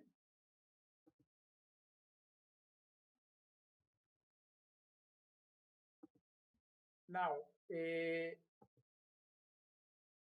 like I told you, go to the plugins, manage and store these plugins, and then you can be able to look for the plugin, and then put it there, and then you can be able to install it. I've already installed mine. How do you know that your plugin has been installed?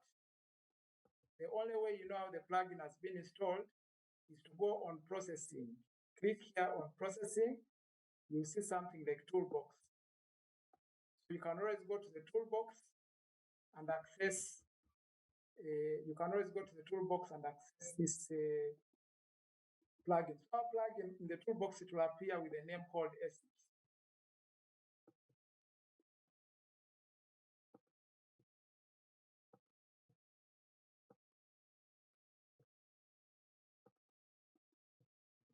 So this is how the plugin will appear. So if you have this, then that means that you have the plugin already installed. Good things that I know that already people have installed it, they have already communicated through, and I think we have more than 40 people have already installed the plugin. So that's good news for me. So in that same class, I've already provided you for, or rather, I've already provided a tutorial for you, for those who wish to be able to follow through whatever we are talking about today. So you can just download this tutorial and then you can be able to follow through until we produce a map.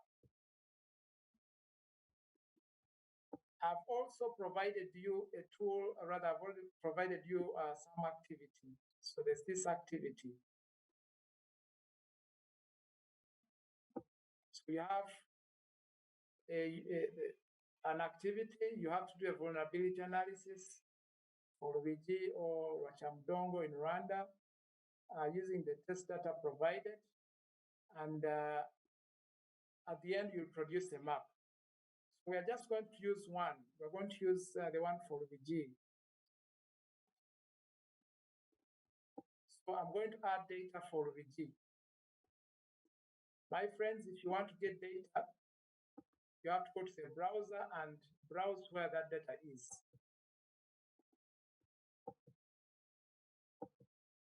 So you make sure that your browser panel is there. You go and browse where your data is. So my data is inside here. and I can rather get all this data by dragging it.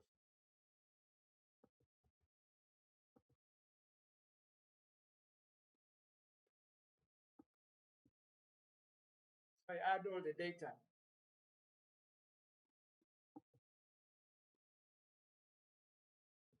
How do I put the browser panel? You just need to go to view. For you, where the browser panel is not there, just go to view, you go to panels, and then you can be able to switch it on. So that's how you add the browser panel.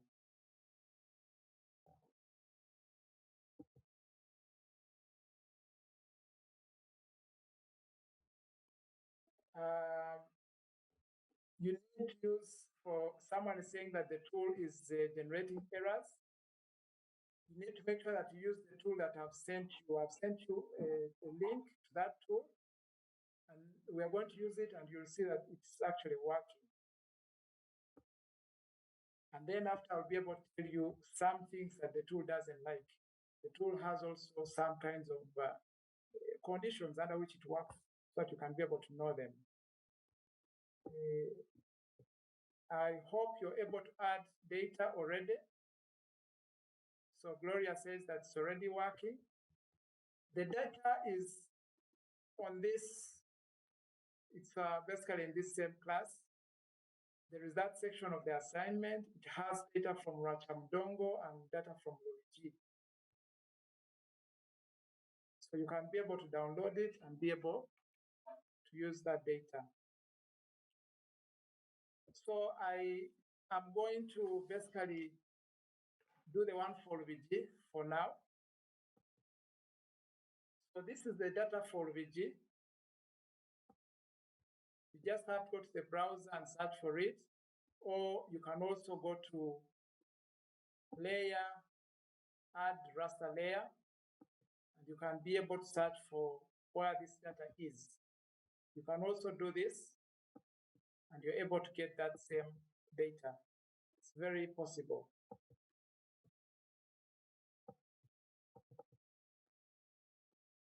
So that should be very, very possible. I'm positive that most of you actually have this, but if you don't have, please let us know that maybe you don't have the data or you cannot access it, so that maybe you can be sent a link so that you can be able to access the data. Now, in this case, you'll notice that in my layers, I have some layer called no data layer.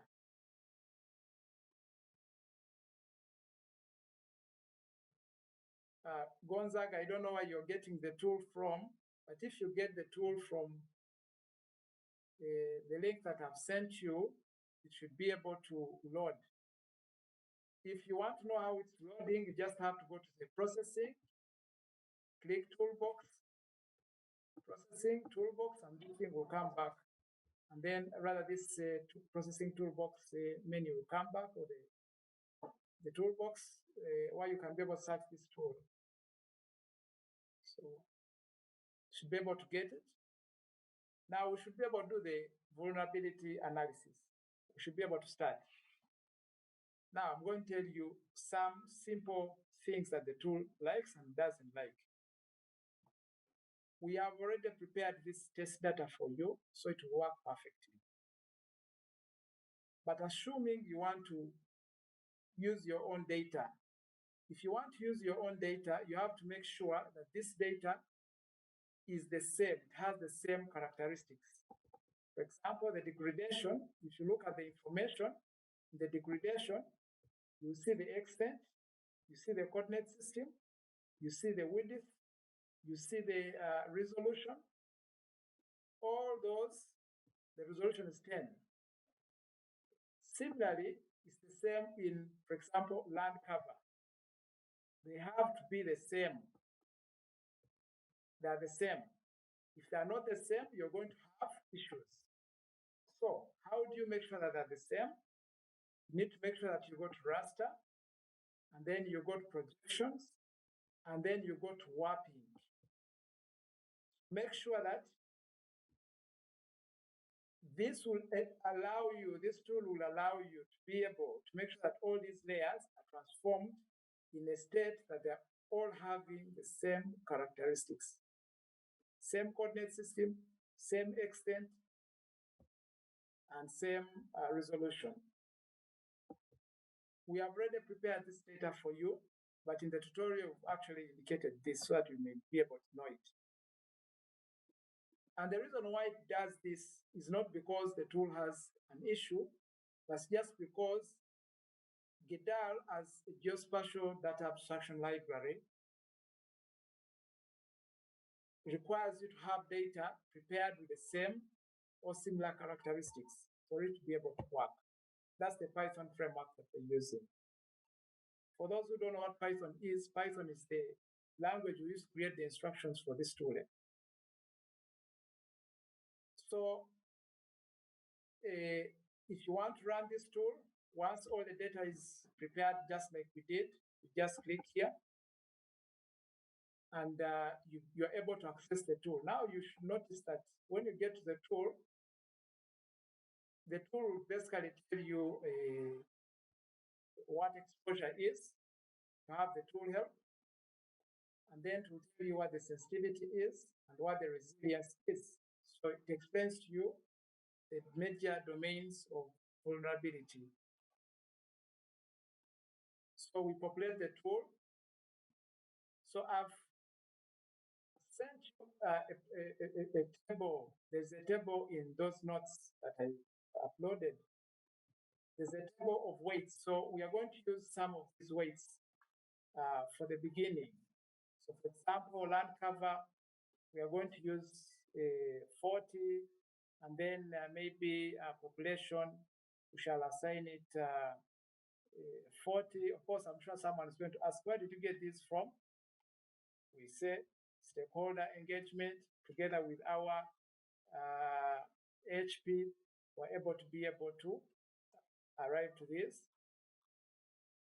Yeah, we can be able to arrive to these weights. So I've put the weights for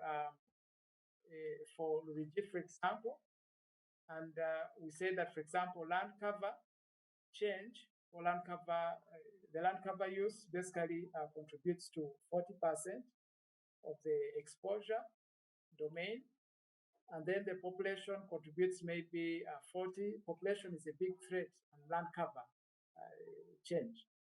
And then the degradation and the built-up index, maybe they have less, because now, for example, the built-up index and population or land cover is actually the some kind of interaction in them. So that's how we come to basically that.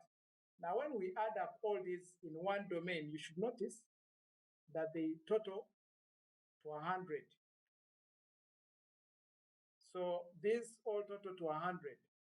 Now, for the sensitivity domain, we have the ecosystem services, which is basically 30, and then the wetness index. Thomas must have already explained what these indicators are, and then the NDVI, which basically is 40 in our case. If you add all of them, they should come to 100. And then we have in the resilience, we have the inundation. Of course, you could say, couldn't we have gotten some other layers? Very true, but this was the only layer that was around to be able to give us the impression of resilience. And some other factors for resilience could not be made special, for example, the policies, but you can be able to incorporate them based on, for example, the boundary or the inundation layer. You can be able to incorporate them in the weighting. For example, a wetland that is found in a game reserve, it's more resilient as compared to a wetland that's found in a town. So you can be able to give different kinds of weights to the resilience component. Now, once you understand this, you'll notice that each domain has a weight. For example, Luigi is a wetland that's maybe demarcated. So the domain weights may be low for the exposure, but then it is so sensitive that if someone maybe if these threats were exposed to it, maybe it will diminish. So we gave it 60, and then resilience, we gave it 20. When you add all this, they will total to 100. Now you should notice also that all these weights, of course, they will keep on changing. They're not like cast in stone. They will change depending on the scenario that you have or depending on the kind of decision that you want to support. So in other words, using this kind of methodology, it gives you multiple kinds of decisions to be able to, rather multiple kind of scenarios to be able to use for decision making. So I'll populate the tool. So I'll come population here. So population, and then we say that population, we give it a weight of 40. Sorry.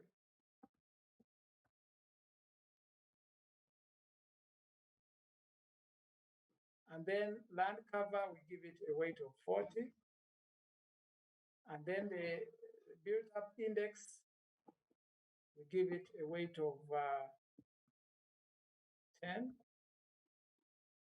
And then the degradation, we give it a weight of 10. And then the ecosystem services,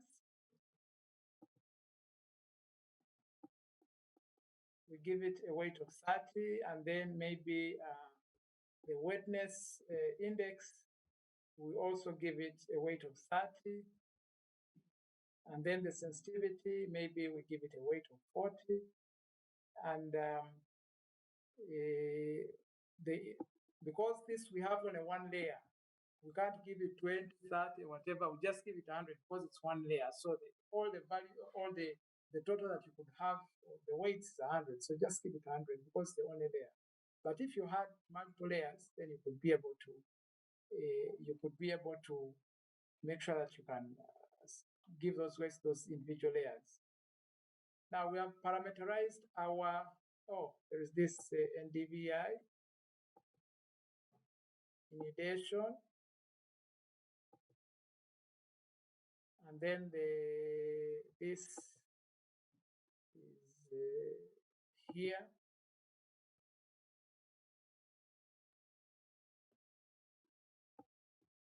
So you make sure that you put the layer together with its weight. So I'm just trying to check whether I put them rightly. Once that is done, now you need to figure out there is this small button here called advanced parameters. Now, if you click on advanced parameters, you'll notice that it's very possible for you to assign weights for the domains. So we said, for example, the exposure, we can assign it 20. So for our scenario, we assign it 20. And then the resilience, we can assign it maybe 20 also. And then maybe for the sensitivity, we can assign it 60, and we see what happens. Now, all we need to do is to save our output. We save our output. So I'm going to get a folder somewhere and then be able to save our output. So I'm going to call it result, maybe. For those who are not in Uganda, Lubigi is found in Kampala and Wakiso, between the border of Kampala and Wakiso districts in central Uganda. So that's why it's found basically. So I'm going to save my results here. So I'll save my exposure layer here.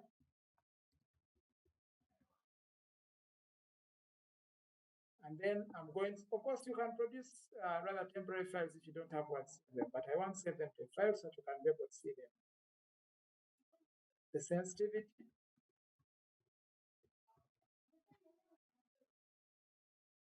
And then we have basically the resilience.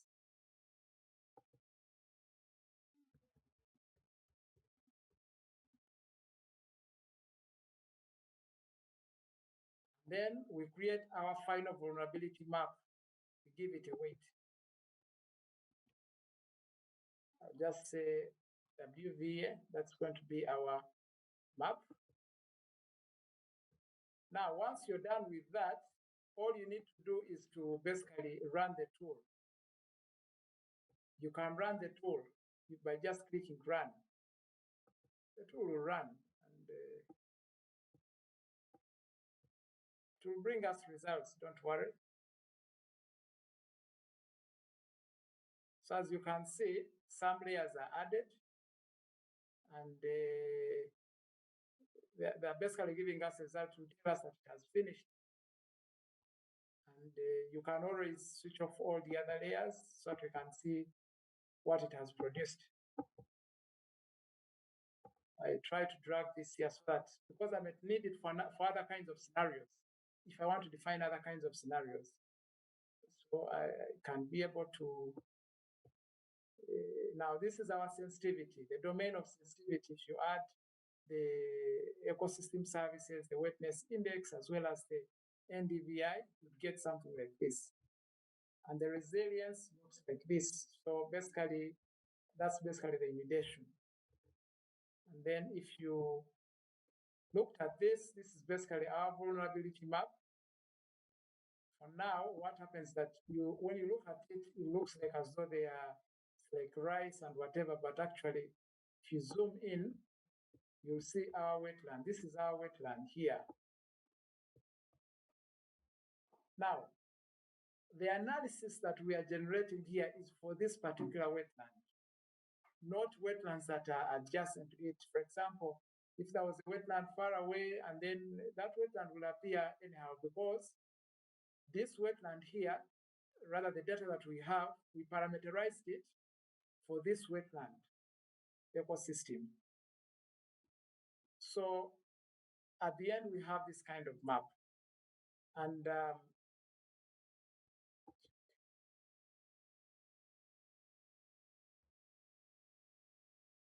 so someone is still requesting a link to the plugin.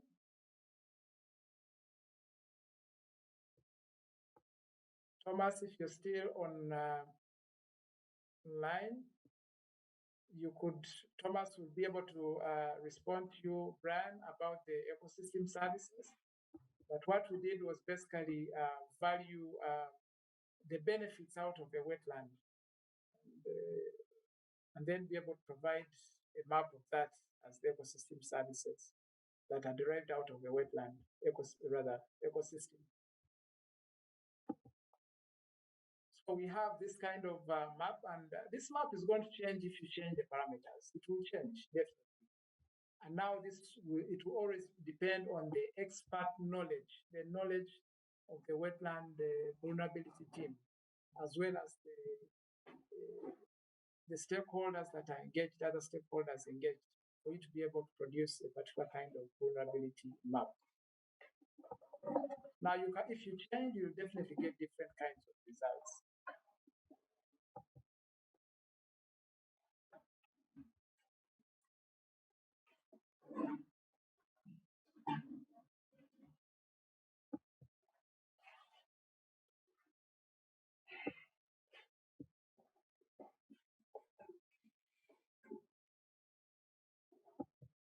So Thomas is going to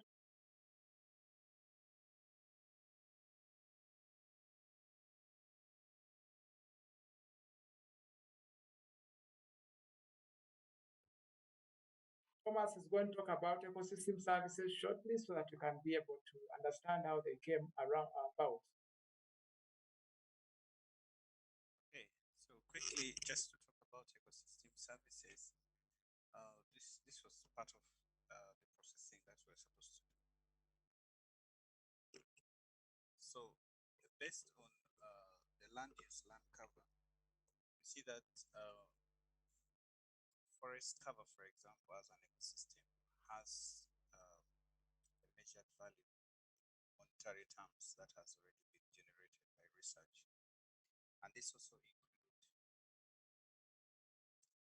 include other features such as the grassland, the wetland ecosystem and the water bodies as well. Each of them has the value that has been attached to it. So basically what happens is when you generating the layer for the ecosystem services, you say, okay, within the land use land cover of that wetland boundary or buffer, you provide the values, you provide the classes for the land use land cover based on the values. So basically the value that you're entering is the monetary value of the ecosystem services.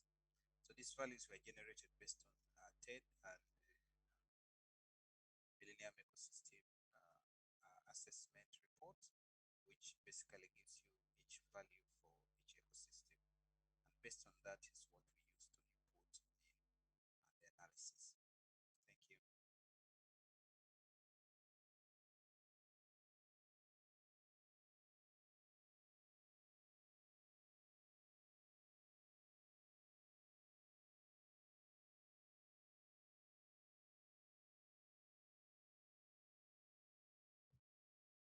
Thank you, Thomas. So I'll try to complete I'll try to complete the class, rather the tool, rather try to complete the illustration. Now, of course, we've run our tool and our tool works, and you have your result. That's it. Now, of course, you may be required to produce a map. So that's why you can be able to add other layers. So in that same folder, I put there a layer called RubyG, and maybe, for example, this one is this is basically a district. So no, this is for a district, but then we can also check in the same folder. We have something like wetlands. There's a wetland boundary. So this is actually RubyG in real life. This is how it looks like. So for those who are not familiar with Kampala, this is actually Kampala. This around this whole place is Kampala. And then here is the boundary with another district, and then you have this wetland ecosystem running around. Now,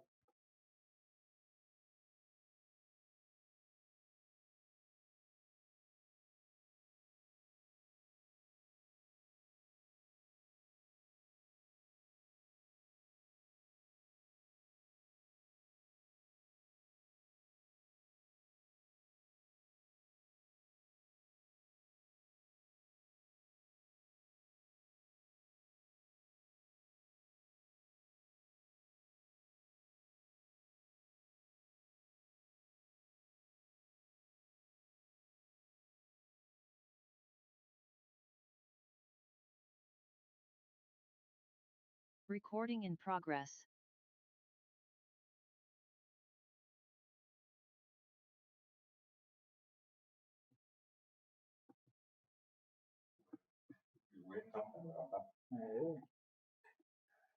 So I'll share the screen once again. And now I was saying that when we put this, we overlay there the wetland map, we can see the boundaries of the wetland. And these are the boundaries of the wetland in real life. And if maybe you zoom, you'll be able to see interesting things for those who know this place. You'll be able to see some roads that are going to places that you know. Then we have our northern bypass, whatever is appearing here as red around here. We have that as our northern bypass. And of course, for those who don't know this place, it looks, of course, maybe you may not have the context, but what I'm just trying to say is that we can be able to create a vulnerability map. And this vulnerability map can actually be able to support our decisions. And the vulnerability map that we create is basically a scenario. So what we have here is a scenario. So that's our result. And that's it from the vulnerability map. And The rest that you can do is basically to have it, you can be able to create your own kind of layout. And then I want to leave the last 15 minutes maybe for us to be able to work on the web application, and then, or maybe 10 minutes to work on the web application, and then the closing can go on. So you create your web application here, you create your map layout and call it Luigi.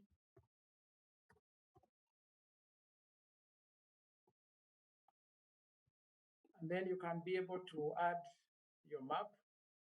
I've already provided you a tutorial to be able to do that. And that's how basically the products that you have, the sample products were created. We can be able to add, for example, our title.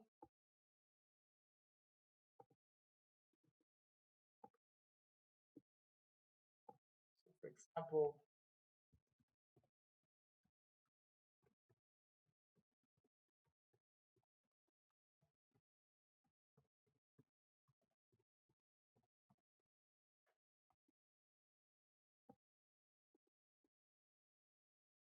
and then we can be able to increase the size.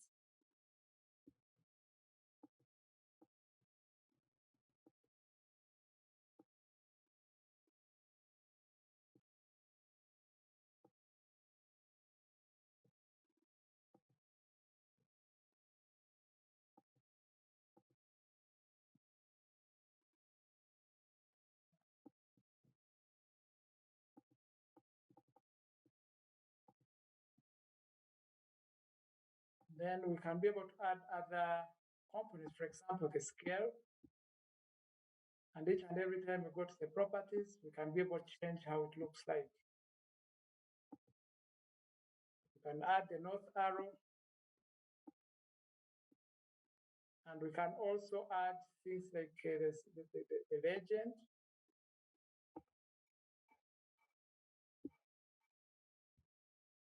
And now the legend looks to be very big, so we click on it. Then we can be able to access the properties, give it a title. It's going to be called legend. But then we don't need all these others. We only need the map that we're interested in. That's the wetland vulnerability map. So we can be able to delete all the other indicators from the legend.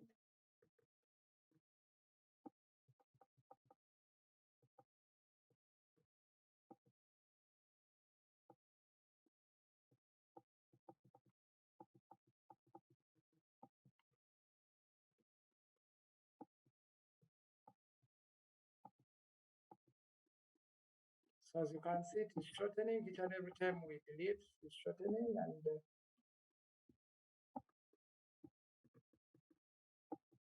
finally, we have legend. Now, of course, your map should have a midline.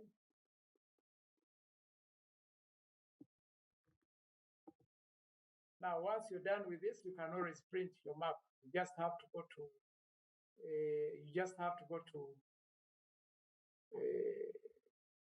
export as PDF or image. So I'll click, rather save it as an image.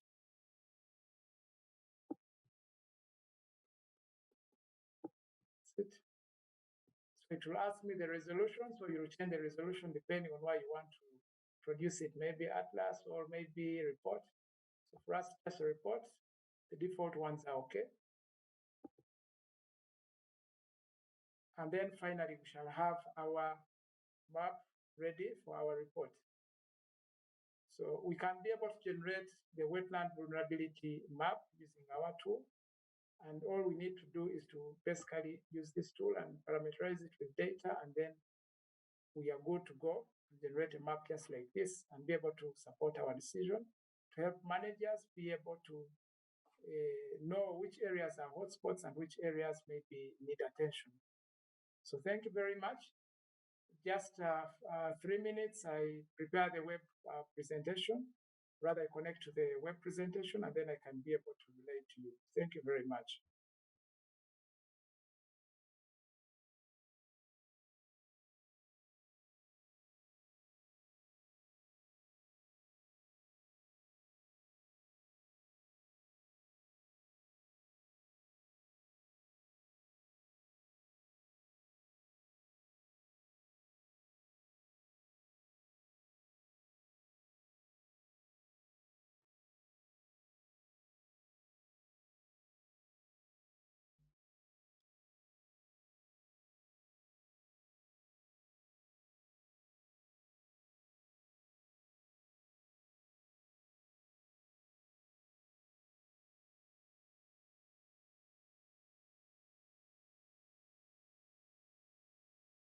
So as Alan is connecting to the web, Ahmed is trying to raise a question here that did you factor in the local communities derive ecosystem benefits from G?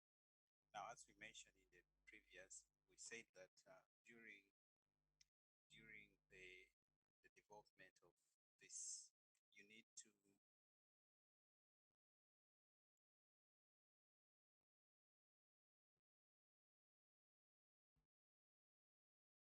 okay.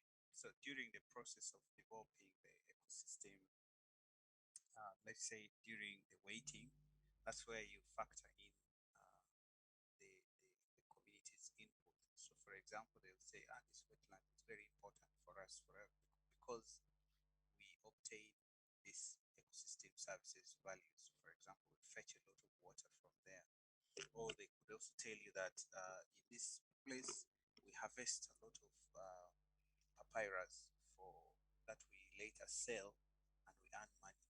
So now that's where you really provide a weight for ecosystem services and say, in terms of ecosystem services, this wetland has bigger weight. So instead of giving it a 20%, you can decide to give it maybe 80%.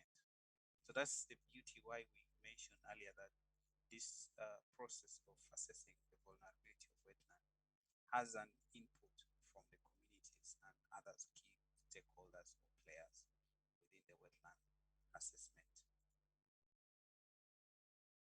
Back to you, Alan, if you're ready.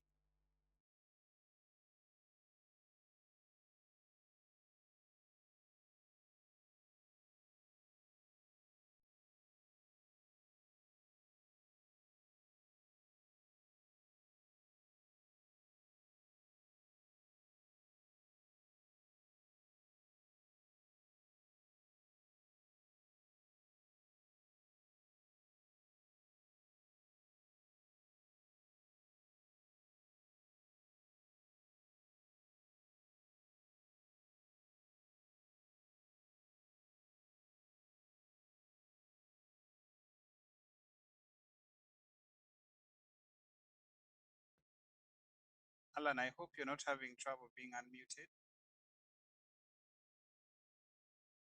I know I'm trying to get the thing, rather my Zoom on the other PC work. That's where the work is. Okay. So meanwhile, I'll be attending to some queries that will be coming through. Chat.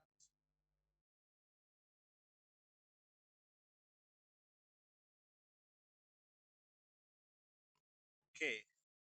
Gary Kai from Zambia is saying, how do you do sensitivity analysis, which is critical in producing an index?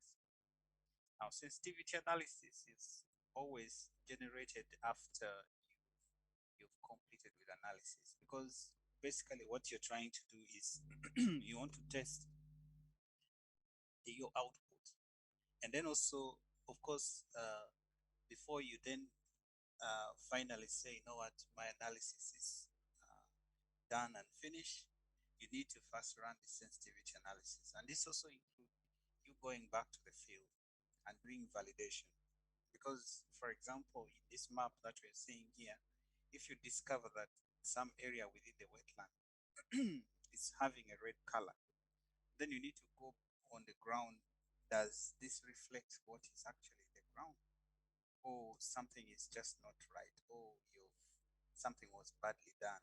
So you can also go back and do that validation. And the sensitivity analysis that you actually do is in this regard with after the post-processing sort of analysis that you do to test whether the outputs that you're having actually go in line with that. But in case you also have your input in terms of how best this practice should be done, please feel free to share with us as well.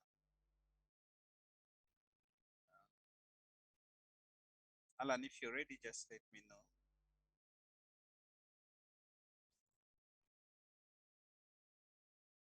Here.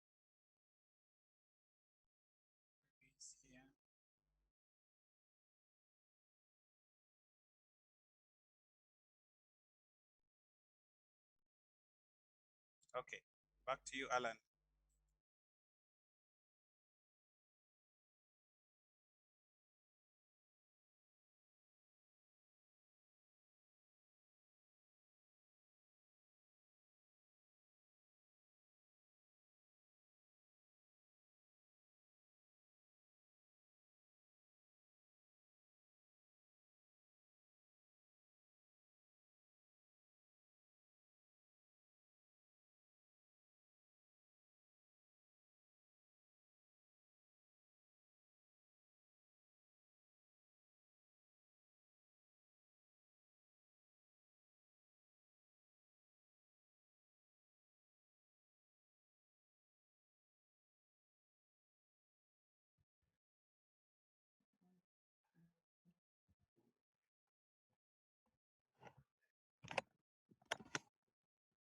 So this tool, the web tool, basically because of the complexities that are involved in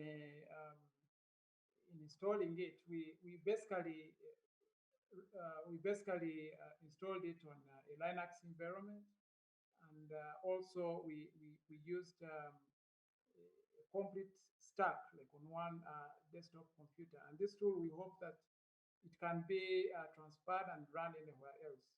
So how do we make sure that everybody can be able to access this tool and be able to use it and is able to use it? How do we make sure that everybody can be able to access this tool and be able to use it or install it on this computer, or maybe an organization does it? So we already said that from the architecture, this tool is comprised of the QGIS server, the web processing service, together with the QGIS plugin that we developed.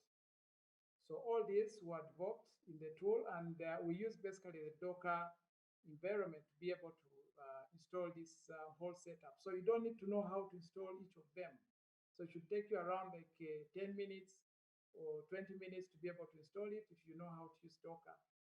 And what happens that once you've gotten this folder, you're going to get this folder, and this folder, to be able to use it, rather to have it run, you only need to say Docker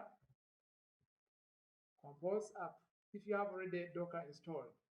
So from the tutorial, I told you that you need to have Docker already installed for you to be able to use this environment. So that's basically about the web environment. You need to have Docker already installed for you to be able to use this web environment. That's from the tutorial. And then the other thing that you need to have is to make sure that you have QGIS installed, because we said that you do everything with QGIS. You don't need to know anything like programming. All you need to do, prepare your map like we prepared it just before here, and then we can be able to upload it onto the QGIS server. You simply just don't have to know about the nitty-gritty of how the tool was created. So you prepare your map, and then it will be shared automatically, and then also you can be able to do the analysis. So once you have this tool, to be able to start it, we say Docker compose app, and then it will be able to start all these components. So it basically has the web processing service, as you can see. It has the Redis server, it has the QGIS server, and then it has also the web processing service and the web client. So basically it's running, and then it will be able to start. So this is what basically the IT person should be able to do at your organization. I'm just trying to explain it because I know that there are some people going to say, oh, I need also to use it. But the IT person should be able to do this at the workplace, and then so the tool is already running in the real world. And once you've run this tool, at the end it will tell you that we have successfully maybe uploaded your algorithms so that you can be able to access these algorithms. So it is still working, and then we are waiting. So it tells me these are the algorithms that have been successfully been uploaded. These are the algorithms that are there. Now, of course, all this is happening at the organization's computer with the IT person trying to install this tool and then be able to use it. So this is how the tool actually is installed. By just saying Docker compose app, and then the tool is installed. How do you use it? That's another question. For the person who doesn't want to know anything about this programming things or whatever, the way he uses it is by, oh, my computer is behaving funny because of I'm using a Linux operating system, and maybe because of the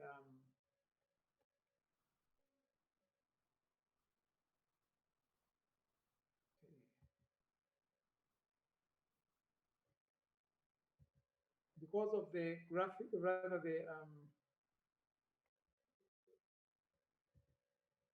how strong the computer is. So my computer is not that very strong. So this is actually how the tool looks like. And how you get it, you basically have a link. And then you basically put this link in your browser. And this tool will only open if at the server, at the organization, they've been able to, if they've been able to install the tool properly. So when you open it, it will basically have these layers. Of course, some of you are asking, how do you get these layers? Where do they come from? Shortly, I'm also going to explain to you where these layers come from, how we get these layers. But this is how the tool works, how the user will basically use it. You come to this tool, then you say, okay, there is a small eye here, there is rather a small cogwheel here. When you click it, it will take you to the web processing service. And then you choose the algorithm, for example, wetland vulnerability analysis. And then you should be able to access the exposure layer. There's an exposure layer that you can be able to access. And then you should be able to access the resilience layer, and then also the sensitivity layer.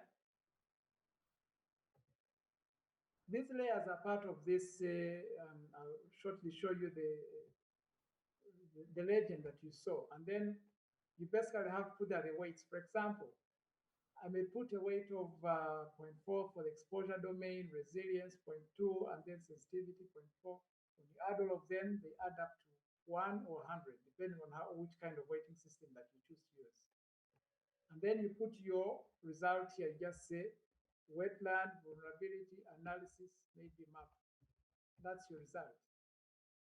So this is what basically the layman would basically rather do. He doesn't need to know so much about all these indicators. They will have already they will have been collected and then predefined, and then somehow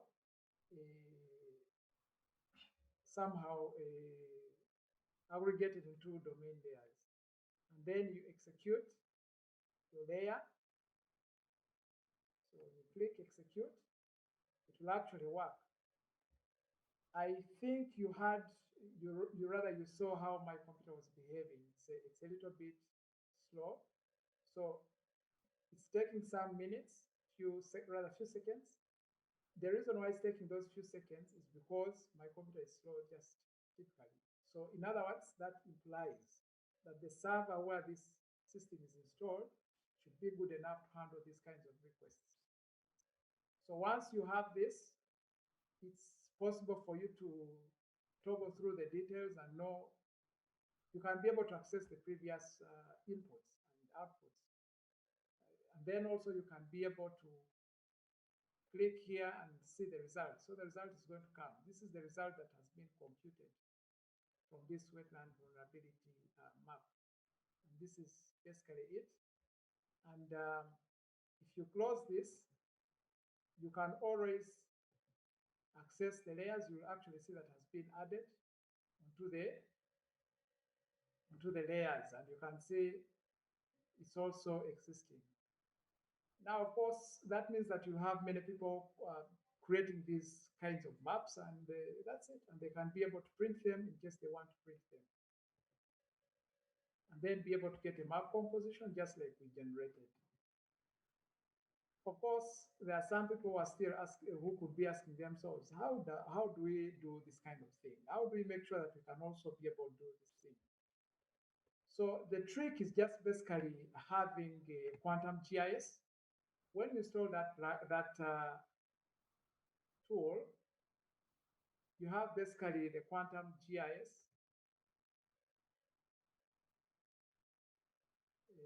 software. So I'll try to get out of this.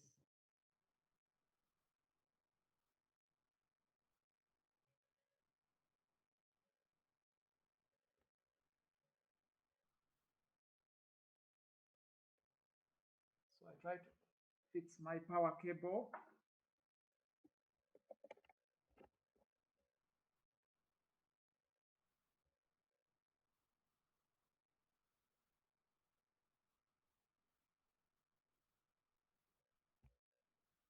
So in other words, as the quantum GIS is loading, this is how the tool basically, the architecture, we say that the architecture has the QGIS. So this is the QGIS environment. You have done your, you have basically your layers already in. So we already have a project with all these layers for the G. And because now we're dealing with East Africa, with the whole of East Africa, and so many wetland ecosystems, it's very easy to have so many instances of of these many wetlands. So you can pick on each and every wetland and search for it, and then you're able to do an analysis for each and every wetland. So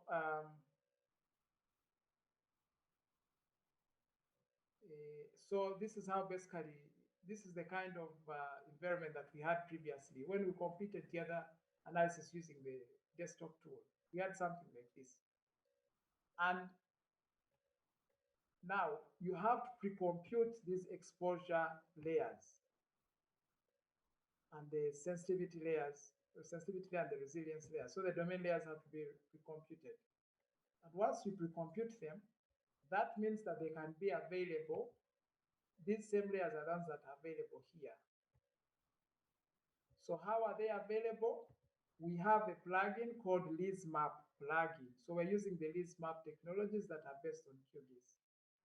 So you need to make sure that you install a plugin called LizMap. So you have to make sure that there's a plugin called LizMap.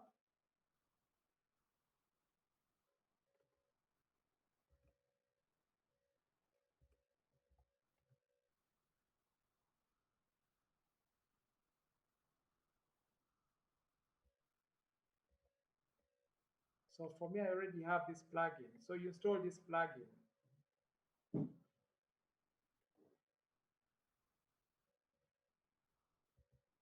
So finally, if you have that plugin, then you can be able to access,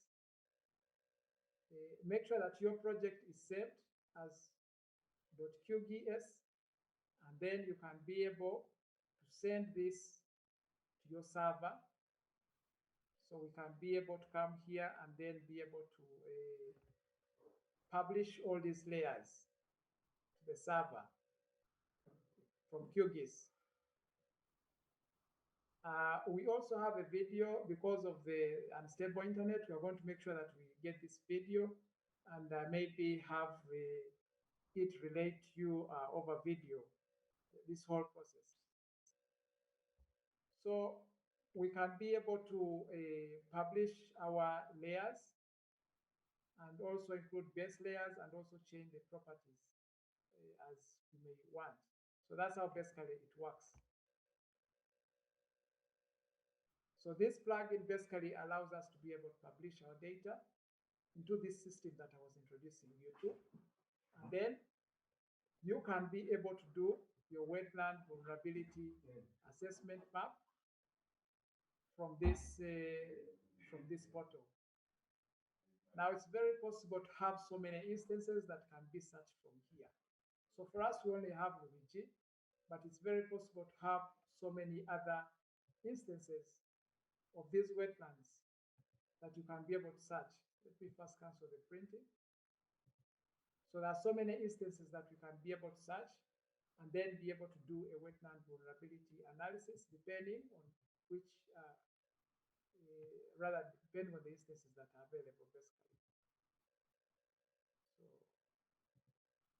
can be able to put maybe you can be able to search everything that's there and see what's available, or just come here and then we can be able to see the instances that are there. Something is happening, but so you can create as many instances as possible so that you can be able to do your wetland vulnerability analysis. So thank you very much. That was just basically an introduction to the wetland vulnerability analysis tool. Just to have a recap, we just had the desktop environment where we have the plugin. You just put in the data sets and then they run. But now for this one, you need to have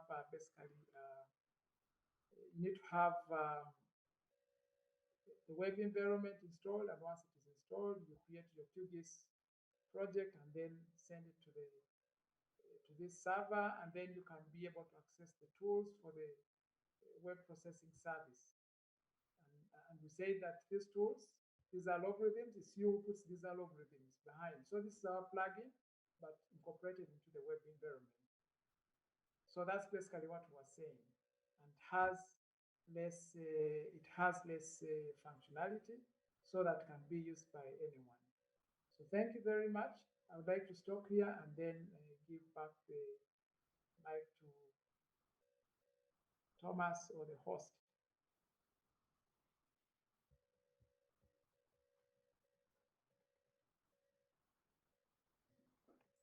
Thank you very much, Alan and Thomas for really ably taking us through what the wetland vulnerability analysis tool is all about.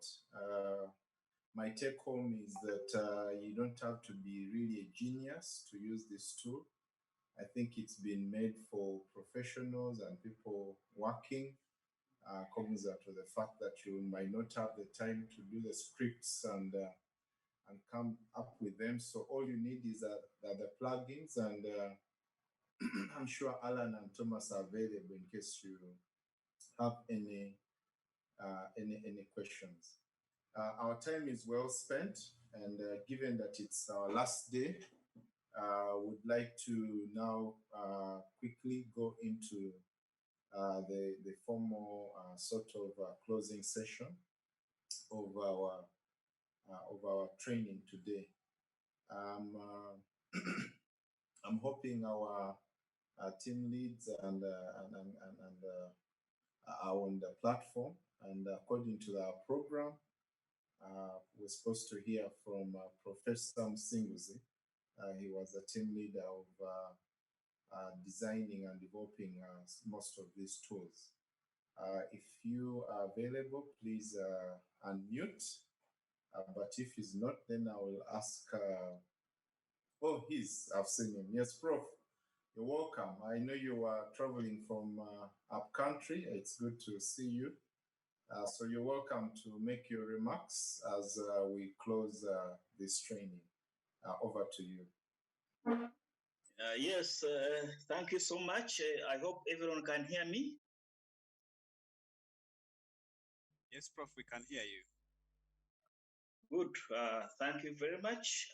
My name is Moses Musenguzi, and as I've been introduced, I was the team leader for the team that developed the tool and the web application. I would like to apologize for not having attended the entire sessions of this training. I had various commitments, some of them at the level of the family. As you know, we are in a very difficult time. We are running here and there. But I would like to thank everyone. I would like to thank the organizers. I would like to thank the trainers and also the participants. I see there is a very good attendance to this training. I would also like to thank the funders for really making this tool and also for enabling this training. I am very sure that you have received enough knowledge and training about the tool. The tool helps us to make decisions for managing our wetlands. And many of you in your various countries, you know that wetlands are at a very high risk of degradation and extinction.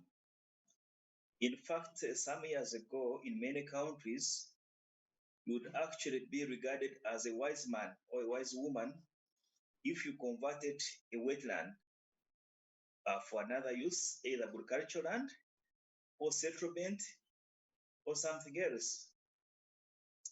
However, with increased knowledge about the benefits of wetlands, many countries have designed policies and laws aimed at making the best use of the wetlands, which range from preservation to conservation. For conservation, there is the concept of wise use. Wise use means don't leave the wetlands alone. Use the wetlands as long as you are able to maintain the core functions that they provide. The trainers have talked about ecosystem services, and I also noted that some of the participants were asking, what are these ecosystem services? But there are very many. Sometimes in many cities, because of scarcity of land, wetlands are vulnerable to conversion. And sometimes you convert a wetland into something else, for example, an industry, but you don't know how much you have lost from the wetland. So by trying to examine the wetland ecosystem services, this helps you to decide whether this new use for which you're converting wetland is actually better than the wetland itself. So this tool helps us to make decisions while we are trying to develop options for managing wetland. And the good thing is that the tool can be localized to the environment in each country. It can be tailored to the scientific knowledge. And when there is no scientific knowledge, it can also be tailored to the expert knowledge that is available in the country. And it can also be localized to the specific wetlands in each country. Finally, the tool is also subject to continuous development. As you gain more knowledge about your wetland ecosystems, then you can improve the tool so that its prediction is even more accurate. So with these few remarks, I once again thank you, the participants, and I thank the organizers and the funders for this. And I would like to wish you a nice evening wherever you are. Thank you so much. Thank you very much, Prof, for those enriching remarks and providing the context and basis of the tool development. I would like to draw attention to one, evaluating the training. A link is going to be shared in the chat option and also to be posted on the different fora that we have. It will be important that we take time off. It's a very brief evaluation. It gives good feedback. It's good to get feedback on how the training has gone so that we improve subsequent trainings. Before I invite Professor Gidudu, who will sort of be this training, I wanted to also take this opportunity to sort of introduce the team behind the training. I don't know if some of them, of course, you have interacted with them. and some, of course, have been working in the back end. And of course, starting from the IT expert, Paul Damba, I don't know if you are available. You would wave to the participants and the plenary. Mr. Alan, I think you just interacted with him shortly earlier. Thomas Enuru was part of the team. Tinebeb Johannes. Tinebeb is based in Ethiopia. Of course, then we had myself. Of course, now at partner level, Degelo. I don't know if he's on the platform, but if he is, I'm sure he will be happy to provide remarks from RSMRD. Of course, Dr. Jen Bemigisha from ESIPS International. Professor Moses Musinguzi, he's been the team lead, and you just listened to his remarks. And of course, last but not least, Professor Anthony Gidudu, who's been the chairperson of this training program. So without much ado, ladies and gentlemen, I take this opportunity to invite Professor Anthony Gidudu to give us the closing remarks and also, of course, declare this workshop closed if the AU and the RCMRD representatives are not present. Thank you very much, and on my behalf, and of course everyone on the team, would like to appreciate the participants for being consistent and participating in this training. And we'll keep the conversation going in the Telegram chat group. I will not close it up for now. We'll keep it open until maybe a time as such that we can close it. I'm sure even the classroom materials will still be available on the platform. So please still do access and download whatever is there, so that by the time we probably close it, you already have the materials. I would like to also recognize the IT team and basically they have been supporting us in streaming live this event on YouTube. We have shared the links. They are based at Makere. This is, I hope I get the name right, Hustle. They're called Hustle Media. And so thank you very much, led by Luke. And I'm sure they will share their contacts as well in case you need them. So over to you, Professor Anthony Gidudu, to give us your remarks. Thank you. Thank you very much, Henry and team. I want to appreciate all of you participants for your patience, for your interaction, for your engagement. Indeed, it has been a learning experience for us. As I mentioned at the beginning, these are new spaces that we are operating in response to the pandemic. And so also for us, there has been a learning curve, exploring what works, what doesn't work, seeing how we can improve on our product. I would like to thank the facilitators. You will agree with me that we put together a wonderful team of facilitators, and I would like, at this juncture, I would like to thank ESIPS for the program and training that they developed. Professor Msinguzi, the excellent leadership that you showed is dearly appreciated, and I would like to assure you that the edited recordings will be made available as has been requested by all of you. And we shall be sharing this with you once we are done with everything to make sure that you have a seamless recording of these events. At this juncture, I would like to inform you that this is by no means the last training that we shall be having. Over the next couple of weeks, we shall be letting you know the other trainings that we shall be having.